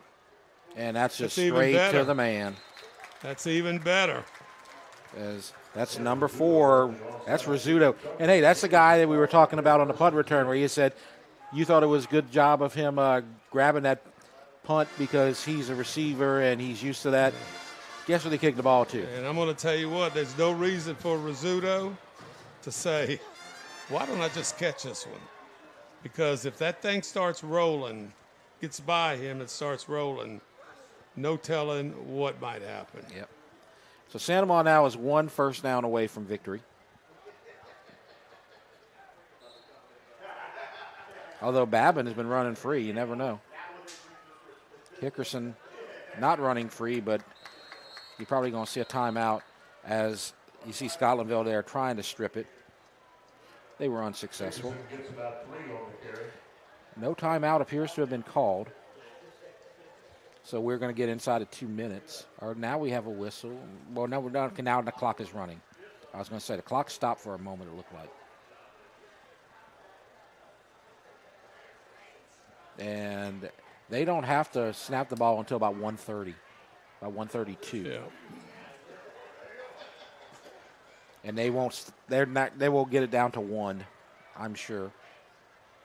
So. Well, they did a good job of it last time. Hickerson's going to be dropped for a loss. Now will Scotlandville call a timeout? They apparently do not. Now we got a whistle. There's an injury or is a timeout? Okay, there's a Scotlandville timeout. We're going to keep it here, and we can look at our schedule for next week as now we are well into District 5-5A play. And, Coach, you going to be at the pit again next week for the Dutchtown game? I could surely do that. All right, good. Dutchtown at Santa Ma, that's going to be a big one. Live Oak at EA, it's going to be homecoming night for the Spartans. They were winning last we heard against Denham Springs. And then in 2 weeks, you got EA going to play at Prairieville. And then you're going to have the Ascension swim meet. A couple of weeks ago when we broadcast at Prairieville, the Prairieville Parkview Baptist game, we had Kenny Ridgedale, who's one of the coaches. He coaches at the swim team at Prairieville, and he's one of the people that sets up this swim meet, and it's become a big deal. Outstanding guy. Yep. And he's done a good job putting together a program at Prairieville in just 2 years. He had a couple of guys qualify for state already. A couple of guys, a couple of girls. EA wins. 1-0 in district, 26-14. Babin keeps it. First down, ball game. Babin keeps it. He gets a gain of first down. So they have 1 timeout and 1:16 on the clock and 3 snaps. They're not going to be able to. Yep. Tell us what happened. Fake and go and what? Kick out. It's a counter play. The same thing the running back runs a lot of times. So we have a whistle, and I think the final timeout has been called by Scotlandville. And so they just have to snap the ball twice to win the game. And it looks like actually it doesn't look like a timeout was called. It looked like the coach went off the sideline to get somebody as they take a knee. And so it is a successful homecoming for Santa Maria. And it was a great halftime presentation. And again, I want to thank Jolie Hartman for doing all the hard work here tonight and getting the interview with homecoming queen Jade Vanette. And she did a great job, and she had a great interview at the end of the third quarter. And we're going to keep it here, and we're going to go through the handshake and everything, and then we will get the alma mater, and then we'll take a break and kind of wrap things up. That's kind of what we're going to do right here, so you don't miss anything as far as the You'll victory get the celebration student goes. section, and the band will be playing the alma mater. And That's going to wrap it up here tonight at the pit, ladies and gentlemen. And so Gators 28, the Hornets 14. the perfect season continues for Coach David Oliver and his Santa Maria Gators. And so our final score tonight, Santa Maria 28, Scotlandville 14. It wasn't an easy win for Santa Maria as Scotlandville was able to be successful on offense, and they had some good possession drives, and they cut it down to a one-possession game at the end of the third quarter.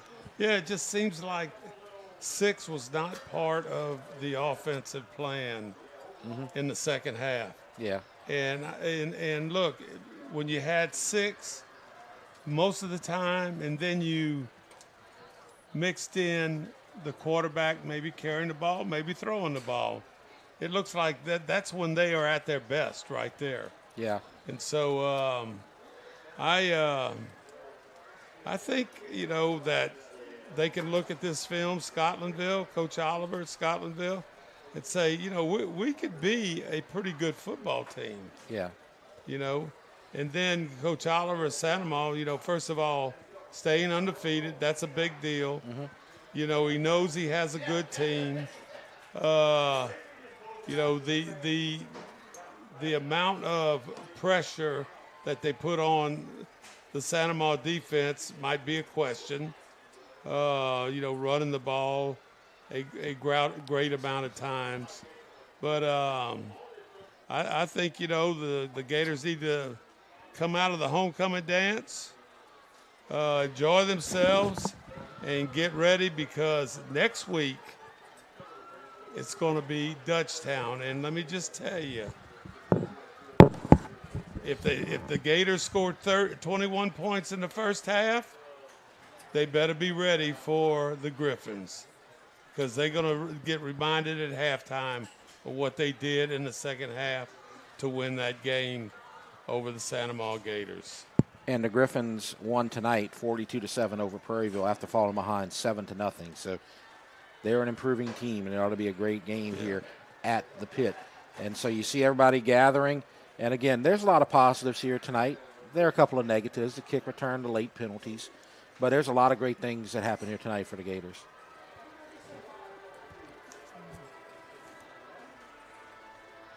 There's the homecoming queens on the front row with the players.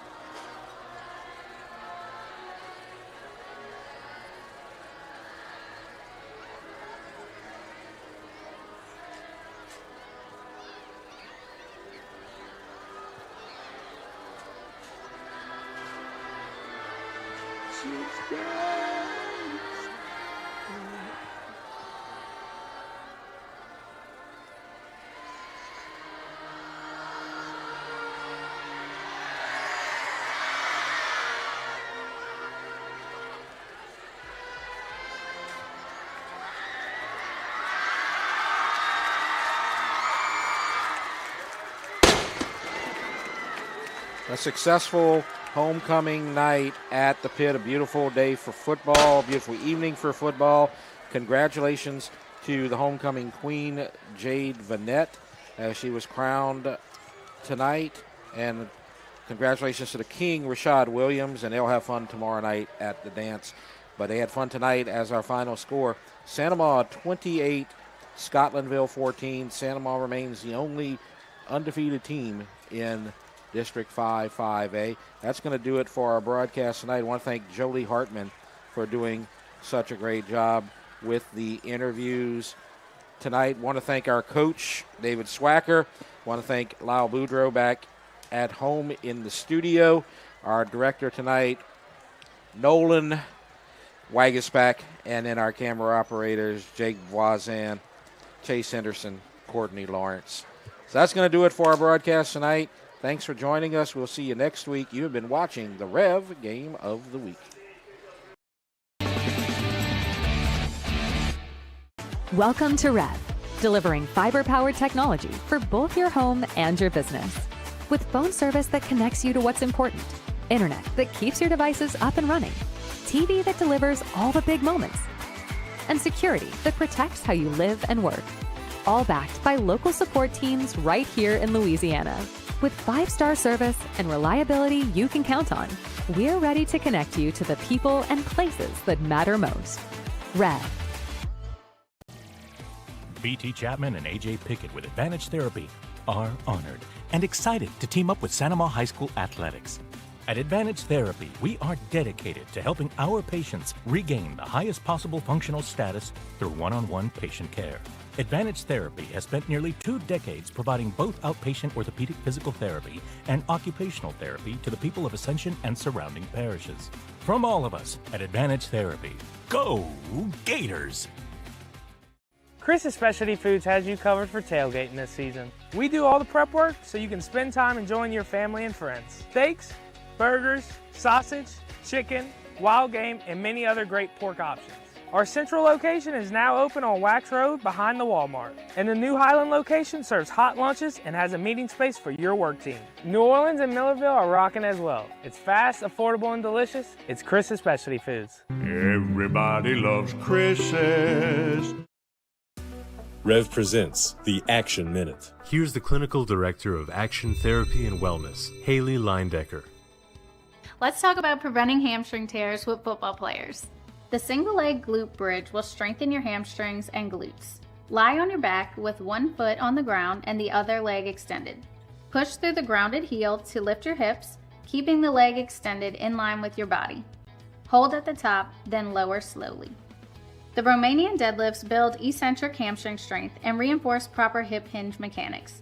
Stand with dumbbells or a barbell, hinge at your hips with a soft bend in the knees, lower the weight down the front of your legs, and return to standing using your hamstrings and glutes. For walking lunges with hamstring emphasis, take long strides into a forward lunge, leaning slightly forward at the hips. Focus on pushing off the heel of the front leg to engage the hamstrings. Action Therapy and Wellness specializes in physical therapy, sports therapy, and hand therapy. Just remember, no referrals needed. Give us a call today. Supreme service, supreme selection, and supreme savings are all at Supreme Chevy and Gonzalez. Shop Silverado, Tahoe, and Suburban, Traverse, Trax, and more. Win every time when you ride with the winning team at Supreme Chevy and Gonzalez. 90 years. It's not just a number. It's decades of dedication to great service. The local team at REV has been serving Louisiana families and businesses for generations. Our people have the experience to deliver a superior network, which gives you the speed and reliability to live your best life and get more done at work. We're here for your home and your business. You can count on REV. 90 years of building connections.